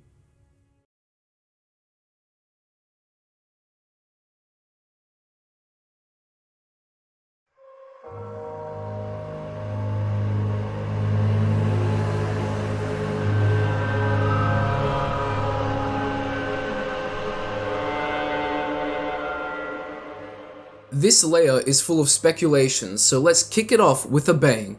Deathbed Smalls. So, the item description states that this is a skirt worn by Fear, the deathbed companion. But I know what you're asking. How do I find this sexy armor? You can't. Normally. It seems to have been cut content considering that you have to do a bit of hacking to get it. And because of this, there was some controversy surrounding the Deathbed Smalls. Hackers were going into other people's worlds and dropping the item for people. Picking up the item would result in a 180-day soft ban disabling online features for everyone who was lucky or unlucky enough to be gifted the Deathbed Smalls. It's all about perspective. Trust me, I know, for research purposes of course. However, if you simply got rid of the item before the ban was stated, you'd be fine, and people who got banned for being given the item were unbanned. So, if you've been banned because you were given this item, you can contact From Software support and they should be able to help you out. No maiden run. With everything we've learnt and everything we've looked at, a maidenless run would take way too much effort to complete by normal means. Not being able to level up, only being able to upgrade weapons to +3 with smithing stones, no Roundtable and no torrent. That all sounds painful. But wait, Melina technically isn't a maiden though. She states that she's playing the role of one. Well, what about Hyetta? She becomes our maiden under the Flame of Frenzy, right? That's a shame. No madness ending. Ooh, but hold on. The Radahn fight. No maidens will definitely make it impossible because you can't summon Finger Maiden Thoralina to help you out in the fight, right? No Vare quest because you need Maiden Blood too? But all of that aside, I think I get the entry's point. I'm pretty sure it refers to not enlisting Melina. Clearly, to experience all the game has to offer, you need Melina to play the role of your maiden. So really, you'd only be able to beat the game from here with a large amount of skill, resolve, and knowledge of wrong warps. Anyway, what's next? Oh, okay, Coombs Castle plus other fake lore. When it comes to games like these, fake lore is bound to spread around intentionally or not. Heck, while researching for this video, I found so many misinformed users on forums spouting stuff as fact, when really, there's nothing out there that supports their claims. But then you also have funny misinformation. Cue the Elden Ring fake lore.fandom page. Coombs Castle, a desolate castle on the outskirts of the Sheet Kingdom. The player can only access it through use of the Sheet Key. Once ruled by the mighty inventor Coombe, the castle was the site of many celebrations and scientific discoveries in the Sheet Kingdom. However, it has long since fallen silent. The only denizens that remain are the Coomers and the Sheety warriors after their long skirmish on the Day of Reckoning, when the Supreme Gentleman sought to usurp and merge heaven and earth to form a perfect utopia. Great. You can also find a unique feral Kuma at the castle that won't respawn once slain, and the boss of the area is Simp Rupert. Look, it just gets weirder from here regarding Gorgura, a sexy mermaid lady that you can get a shrimp from that'll subdue Rupert, leaving him cradled in a puddle of coom, murmuring, "Why? Why? Why can I not be thine little pogchamp? It is all I desire." Okay, there's many more articles on this site, so if you want to check more out, a link to the site will be in the description. Outer Gods Bloodborne connection. A small speculative theory that suggests that the outer gods that have influenced the lands between for so long have some sort of connection to the ones from Bloodborne. Since Elden Ring is a standalone game, I don't think this would be the case, but do you remember what I said in the reused Dark Souls 3 assets entry? I said that Elden Ring has inspirations taken from other From Software games. Bigger things influencing the small things which influence the smaller things. Influences on Yharnam from the Great Ones that turned it into some dreamlike nightmare hellscape. Influences on the lands between from the Outer Gods that turned it into some war-torn and divided lands. It seems similar enough to draw comparisons, you know? Erdtree is a parasite. The symbol of the Golden Order. A parasite. Now that's some speculation. I remember first hearing this in the Vardy video, Elden Ring's lore explained. But why do I call it speculation, especially coming from someone like Vardy Video? Because where's the proof that the Erdtree parasitically sucked the life out of this tree, the apparently called Great Tree, found in the Deeproot depths? Don't get me wrong, regarding stuff like this, it's great to speculate about it, but when you're presenting your speculations as facts, then things get a little bit sticky. Oh, and in case it wasn't obvious, this isn't some hit piece on Vardy Video. So if we're staying on the topic of speculations, I would argue that the Great Tree was abandoned and the Erdtree flourished because of the power and influence it took from the creatures in the lands between. Long before the time of the Erdtree, the creatures of the land worshipped other influences, other outer gods. Remembrance of Dragon Lord Placidusa. The Dragon Lord whose seat lies at the heart of the storm beyond time is said to have been Elden Lord in the age before the Erdtree. Once his god was fled, the Lord continued to await its return. Did this happen in the age of the Great Tree or before the age of the Great Tree? It's hard to say. Godfrey is claimed to be the first Elden Lord, but no, he's the first Elden Lord under the Erdtree. This Erdtree, right? So this Elden Lord stuff has been going on for ages, embodying power and traditionally representing an outer god. And what's this? A different Elden Ring from a different age? Possibly. And look how big it is! It's beautiful. If the Dragon Lord worshipped an unknown god, then wouldn't other creatures have also done that? Could this god have also made an Elden Ring? This Elden Ring? It's hard to say, but interesting to think about.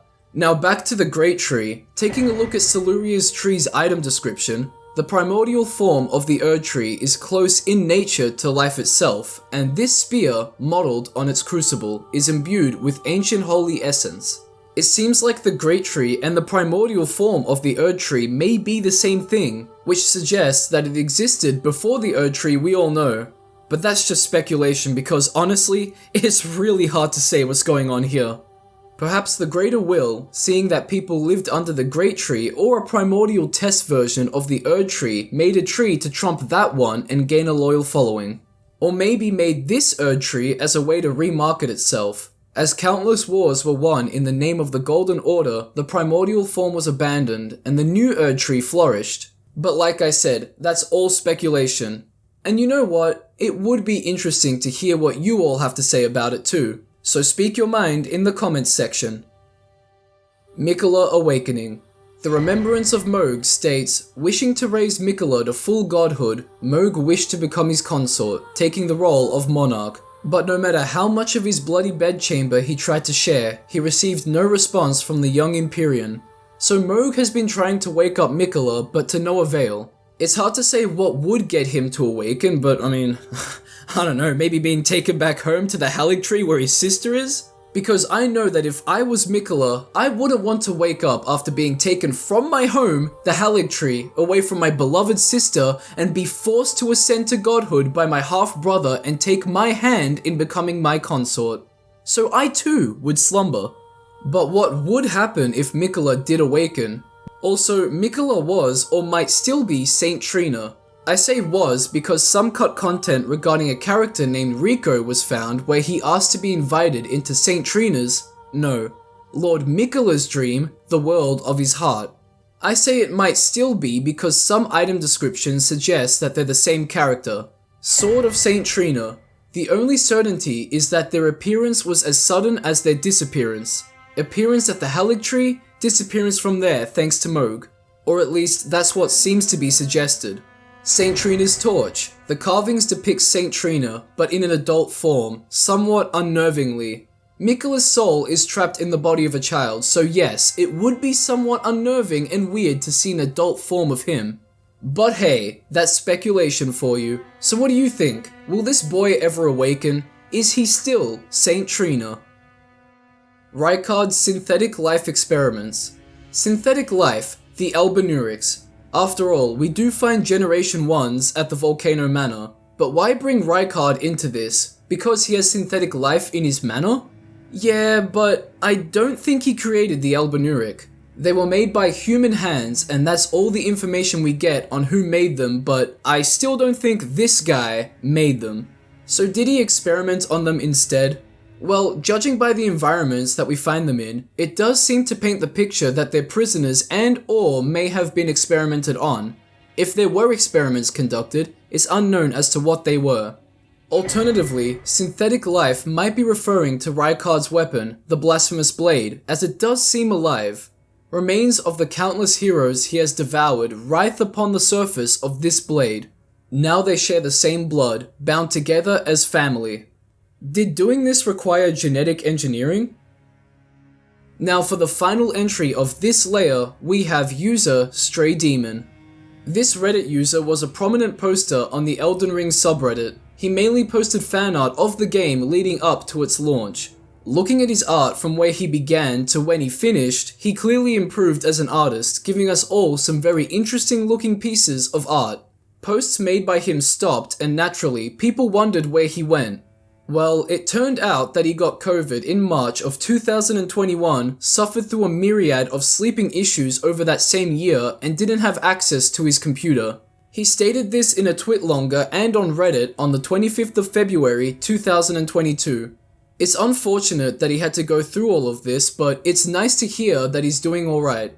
I'd link his Reddit account history in the description, but YouTube thinks doing that is too sexy. So if you want to check his stuff out, why not search him up on Reddit?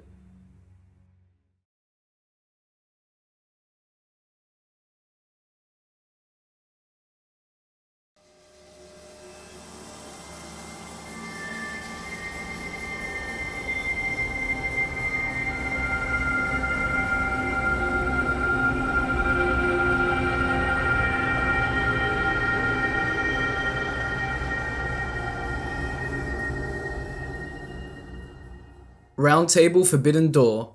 There are a few doors in the Roundtable that won't open. Some of these can be found in the lower levels, but there's one specific door that won't open near Hugh and Roderica. I would say that out of all the doors that won't open, this one is the most mysterious. The room the door is found in isn't used for anything other than Fear's quest, specifically when Fear kills Dee and we find his corpse afflicted with the death ailment. So what could be behind the door? Looking at the abandoned round table at the capital, we see that this door leads to a balcony, so could there be a balcony here too? The other closed doors lead to other areas in the capital as well, so could they lead to somewhere in the round table? Not now of course, but in a future DLC? Hidden Painted World. So yeah, there's no Hidden Painted World in the game, but there could be in the future.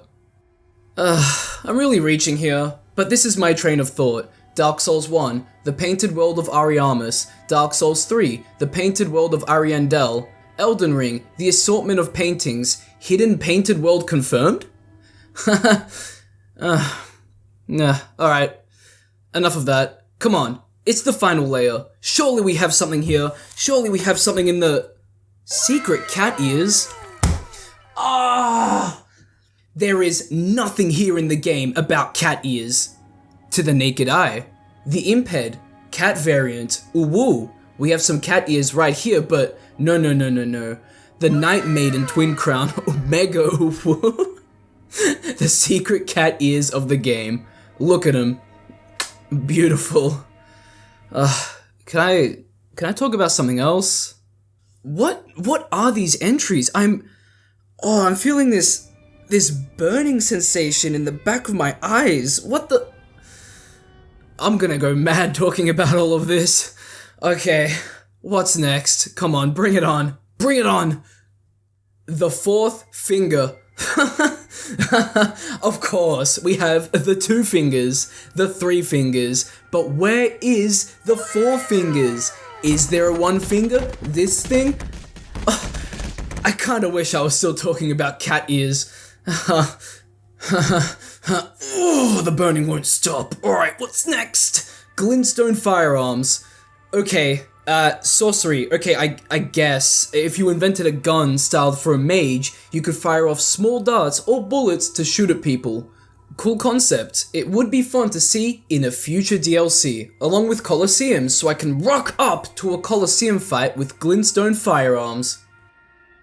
Enough of this, come on. Pull through the final layer. What's next? Birds? Birds? Birds. Of course, there are so many birds in this game, a few different types of them too, and they all seem to just perch or be big enough, strapped, and attack you. You can also see them flying around certain areas, but most of them you'll encounter are docile creatures, without a care in the world. The world is crumbling around them, and they do not care. How could they? They don't understand the disasters that have happened around them.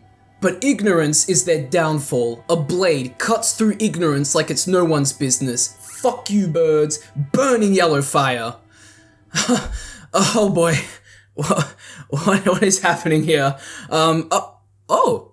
Hey. Here we go. Now we're talking. Human jellyfish. Rodrika gives us the spirit jellyfish ashes. Prone to tears, the jellyfish girl searches for her distant home, will bravely spew poison at foes on her summoner's behalf. It seems her name is Aurelia. You can take her to the Stargazer ruins at the mountaintops of the Giants and reunite her with her sister, Aureliette, by summoning her. They'll have a loving reunion and then disappear together. But why do they reunite here? To gaze at the stars. Behind the ruins is a graveyard, and you can find a plaque that reads as follows. Here lies Aurelia and Aureliette, who never saw the stars. It seems pretty sad, but maybe now that they're reunited, they can. This also implies that these two were once human and turned into spirit jellyfish after death.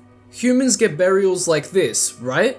And we do find a lot of jellyfish around graveyards, so if they were once human, were other jellyfish once human too? Do you need a reason to turn into a spirit jellyfish? Like, for example, wanting to see the stars with your sister. The Star Presence. We have creatures appearing from the stars, wreaking havoc on the lands between, being feared and worshipped. But there's much more to the stars than meets the eye. The Amber Starlight description states, if the stars command our fates, then amber-hued stars must command the fates of the gods. Such is the belief that inspired the use of these shards to prepare a most special drought. But hey, it's just a belief, right? Then what explains the telescope item's description? During the age of the Erdtree, carrion astrology withered on the vine. The fate once writ in the night skies had been fettered by the Golden Order. The Greater Will must have had something done to the stars to remove their fate-weaving abilities from everyone in the lands between. But for what reason? What I stated before? And how? Well, maybe through Radahn, and it seems that the stars only affect the fates of certain royalty and maybe the gods, not everyone. We learn this from Selen, who states, the stars alter the fate of the Carian royal family, and the fate of your mistress Rani. But long ago, General Radahn challenged the swirling constellations, and in a crushing victory arrested their cycles. Now he is the force that repulses the stars. If General Radahn were to die, the stars would resume their movement, and so too would Rani's destiny. Very interesting, especially with how everything is so intertwined with one another. You know, speaking of being intertwined with one another, Graven Masses, a collection of sorcerers shaped in a star. The Primeval Current is a forbidden tradition of glintstone sorcery. To those who cleave to its teachings, the act of collecting sorcerers to fashion them into the seeds of stars is but another path of scientific inquiry. That looks fun. The Primeval Current, apparently the life-bearing energy that flows through the stars and the abyss. This force can be used to create a graven mass and create a new life like Estelle, natural born. Azure and Lusat, highly ranked sorcerers who pursued the primeval current became glintstone beings, reaching an almost inorganic state through the use of the current. Inorganic, but still fueled. We see something like this to a lesser extent with Sorcerer Sellen's primal glintstone. In essence, a primal glintstone is a sorcerer's soul. If transplanted into a compatible new body after their original body dies, the sorcerer will rise again. And with all of this, could there also be a worldly ruler to help govern the celestial body influences too? The Night Maiden armor states that, long ago, the Nox invoked the ire of the Greater Will and were banished deep underground. Now they live under a false night sky, in eternal anticipation of their liege, of the coming of the Age of Stars, and their Lord of Night. Is that what we become when we enact the Age of the Stars? Not an Elden Lord, but a Lord of Night? The one to allow the Dark Moon, the primeval current, and the presence of the stars to flourish in the lands between once again. Maybe I can elaborate more in the next entry. Nokron and Nokstella time travel. I don't know what time travel has to do with these places. Maybe it's a way to describe the city's fates? The cities may be eternal, forever to sit underground awaiting the Age of Stars. And entering the cities is like traveling to a different time, before the time of the Greater Will. It's a stretch, but this brings into question what the Nox did to invoke the ire of the Greater Will, and if Estelle had anything to do with stealing the sky. What is the one thing that displeases the Greater Will to no extent? Experimenting with artificial life, which is seen as a mockery of life, a crude imitation. The Silver Tears, able to turn into giant rolling spheres and humanoid beings. The Mimic Tear mimics us when we fight it, and the Mimic Tear Ash's description states that Mimic Tears are the result of an attempt by the Eternal City to forge a Lord, anything to bring about the Age of Stars and the Lord of Night. But the Greater Will said no, and now that the cities are underground and under a false sky, the lost black moon that guided countless stars as described in the Moon of Nokstella talisman description won't be guiding anyone. Probably. Speaking of moons, there's a lot of references to moons in Elden Ring, so I wonder how that all intertwines together. Maybe we'll get our answers one day. Now what about Estelle? The Natural Born's remembrance does state that it destroyed an eternal city and took away their sky, but which one?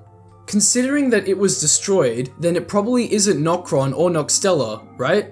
So could it be an eternal city that we never got to visit? Or maybe, just maybe, the nameless eternal city found in the Deeproot depths? I don't see a sky there. True Abyss under Snowfield. The consecrated Snowfield, an area of the game that is the gateway to the Haligtree, a sanctuary for many like the Albinauric. And it's hypothesized that the Abyss, the true Abyss, is right under here. The Abyss is a word that is often accompanied by the primeval current. It seems that they are tightly connected, intertwined with each other, and even referenced to be one in the same. Comet Azure. When Azure glimpsed into the primeval current, he saw darkness. He was left both bewitched and fearful of the Abyss. We already know that the stars can command the fates of certain living beings and possibly even the gods, and we get to see a neutered down version of that power in the founding reign of Star's primeval sorcery. Thought to be the founding glintstone sorcery, the glimpse of the primeval current that the astrologer saw became real, and the star's amber rained down on this land. Is this dark cloud that summoned a glimpse of the primeval current? Or is it maybe some gateway to it? Finally, the Stars of Ruin sorcery description. When Lusat glimpsed into the primeval current, he beheld the final moments of a great star cluster, and upon seeing it, he too was broken. After seeing what the primeval current and the Abyss had done to Azure and Lusat, maybe it's best we don't gaze into the Abyss, whether it be underneath a snowfield or elsewhere, because the Abyss gazes also into you. Majula doesn't exist. False reality. Now come on, if we wanted to talk about time travel, Nokron and Nokstella aren't the places to look at. The crumbling Majula definitely is. Lying down here to enter Dragonlord Placidus's arena gives us some sort of time-reversing cutscene, or at least that's what it seems like. Miquella's Needle, Remembrance of the Dragonlord, and Placidus's Ruin states that the Dragonlord and its arena exists beyond time. So does the rest of Majula exist within time? I would say so, considering that it looks like a large sky temple. Limgrave is full of large sky temple ruins, as stated by the ruin fragment item description, so maybe there's a connection there? That brings us onto the point of this entry, the area being a false reality. No. It's an interesting thought, don't get me wrong, but there's nothing that points to this place being a false reality.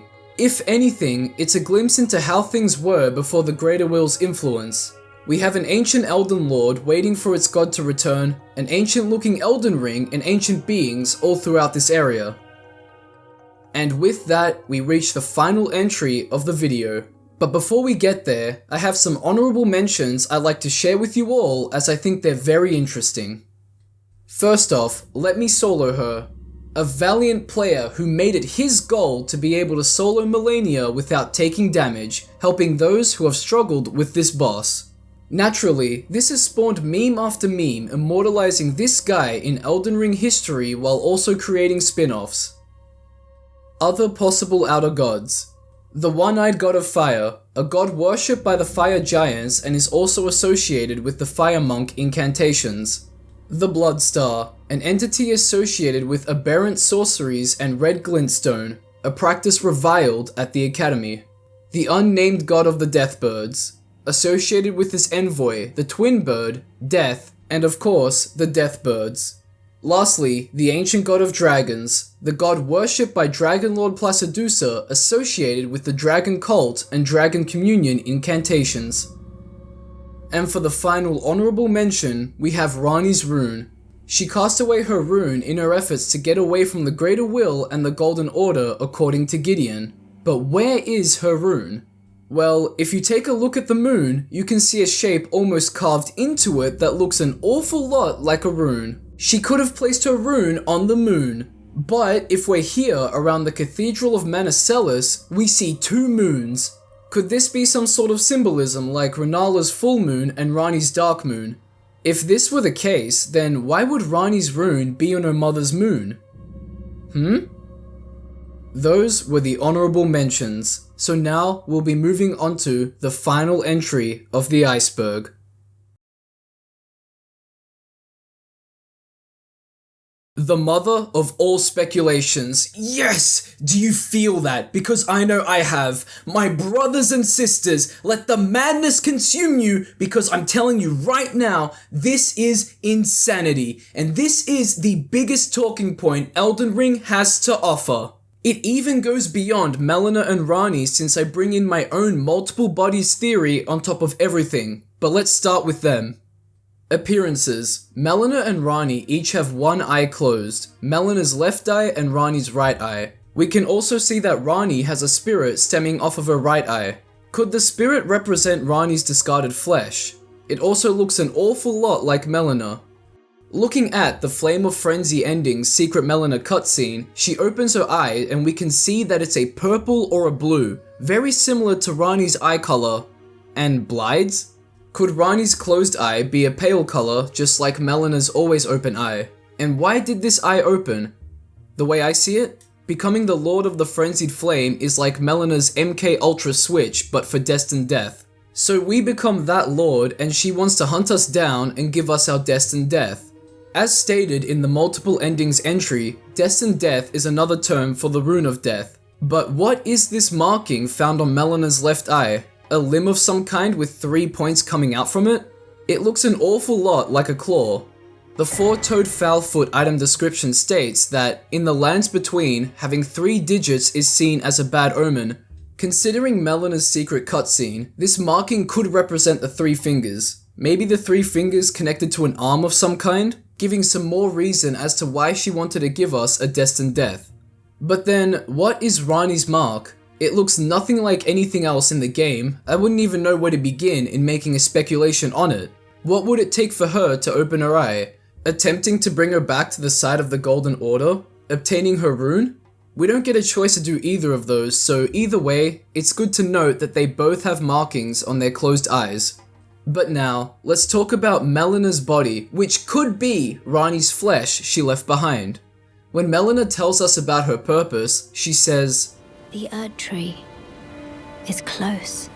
Only a little further till the foot of the Erd Tree. and the accord is fulfilled. It takes me back. I was born at the foot of the Erd Tree, where Mother gave me my purpose. Though now, everything is lost to me. I have to ascertain for myself the reason for which I live, burned and bodiless. There are two key words here, burned and bodiless. Burned. Looking at Melena's hands, we can see that she has what looks to be burn marks. Her hands are the only areas that we see these marks, so she could have more on other parts of her body that we don't see. Bodiless. Whenever we speak to Melina, she comes to us in what seems to be a corporeal form, always just appearing to us. Ranni does that too when she first introduces herself to us, but she has a body. Stating that she's bodiless would suggest that she was born without one, right? So what if Melina uses Ranni's discarded flesh, borrowing it? That would explain why she describes herself as burned and bodiless. This is Ranni's discarded flesh found on top of the Liurnia Divine Tower. But how do we know it's Ranni's? Because it's accompanied by a curse mark of death. It could be Godwin's, I hear you saying. But this corpse looks feminine, it has red hair, doesn't match his body that we see in the beginning cutscene, and Godwin's body has been warped, probably due to his soul perishing during the Night of the Black Knives. Looking at Ranni's flesh, we see that it's singed, burned. We have a body for Melina, despite this body never moving while Melina is in control of it. Her using Ranni's flesh does seem like a bit of a stretch, doesn't it? Well, there are other characters in the game that do this, and this is where the theory gets insane. This is where it goes beyond Melina and Ranni. Irina and Hyetta, they look the exact same, but Hyetta wears a dark yellow cloth over her dress, and Irina has to die for Hyetta's questline to proceed.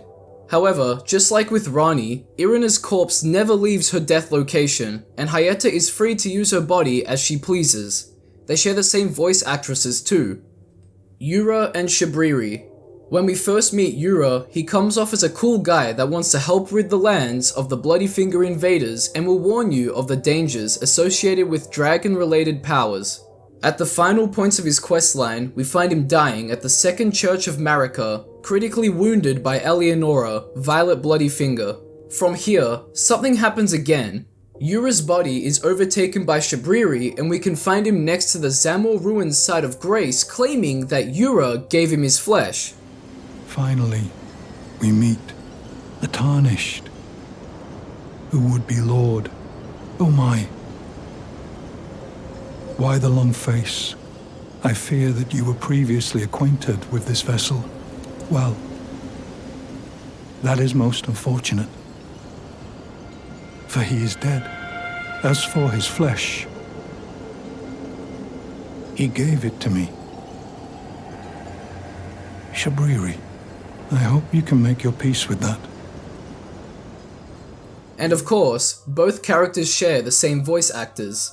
This piece of dialogue is huge. It confirms that in death, a body can be overtaken by another soul. Did Yura really give Shabriri his flesh though? I mean, we've seen it before. Shabriri can be scarily good with the way he can twist his words, so Yura may have given him the body under an agreement or promise of some kind. Or he might have just forcefully taken the body. What about Vaik? We have his ever-jailed Roundtable Knight self and his festering fingerprint self.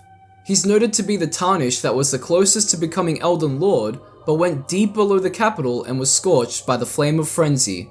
How can he be here, maddened near the Church of Inhibition, and not maddened here in the Lord Contender's Everjail? You know, it's kind of funny how the Frenzied Flame is so connected to all of this. Coincidence? Maybe. But from what I can piece together, intention might have something to do with these body takeovers. Irina giving her body to Hyetta, they both wear wraps over their eyes. We know that Hyetta wanted to become a finger maiden. Could Irina also have wanted to but didn't make it? There's a reason to give your body to someone else, to complete what you couldn't. Which brings me back to Shabriri. He could have twisted his words to Yura to get his body. After all, when killed, he does state that he's Chaos incarnate. So if a soul can enter another body, giving it new life, then perhaps we have a similar situation with Ranni and Ranni. After all, she moves her soul to another vessel, discarding her flesh. This vessel is artificial, but still follows the same concept of having a soul enter a body of some kind. If we want to go even further with this shared body idea, what about Gurang and Malekith? They're the same person, but killing one doesn't kill the other. We have a similar situation with Mohg. Killing Mohg, Lord of the Blood, doesn't kill Mohg, the Omen, but killing Morgott before killing Margit gets rid of Margit. But what about Godwyn? Here's his body, and here's his body here too. This is him because we get the Prince of Death's pustule off of the corpse, with the item description implying it's Godwyn. And Fia confirms that this is Godwyn too. One has no eyes, and one looks like it's had unspeakable things happen to it. What about the sites of grace? You touch grace, and then there are two grace things briefly. What is going on with these bodies? Can two of the same person exist at once? There are too many questions, but not enough answers.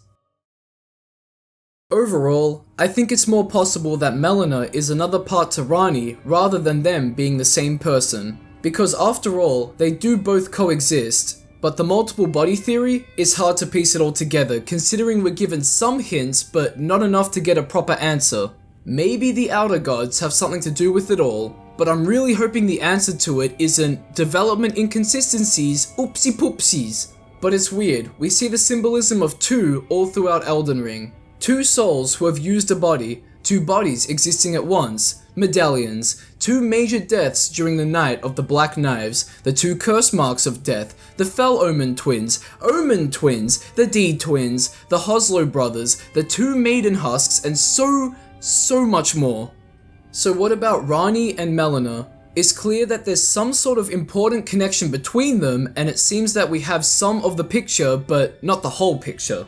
But even so, picture this. Marika, after knowing that Ranni discarded her flesh, gives Melina, her bodiless daughter, Ranni's discarded flesh, giving her a newfound purpose, to guide a Tarnished into becoming the Elden Lord.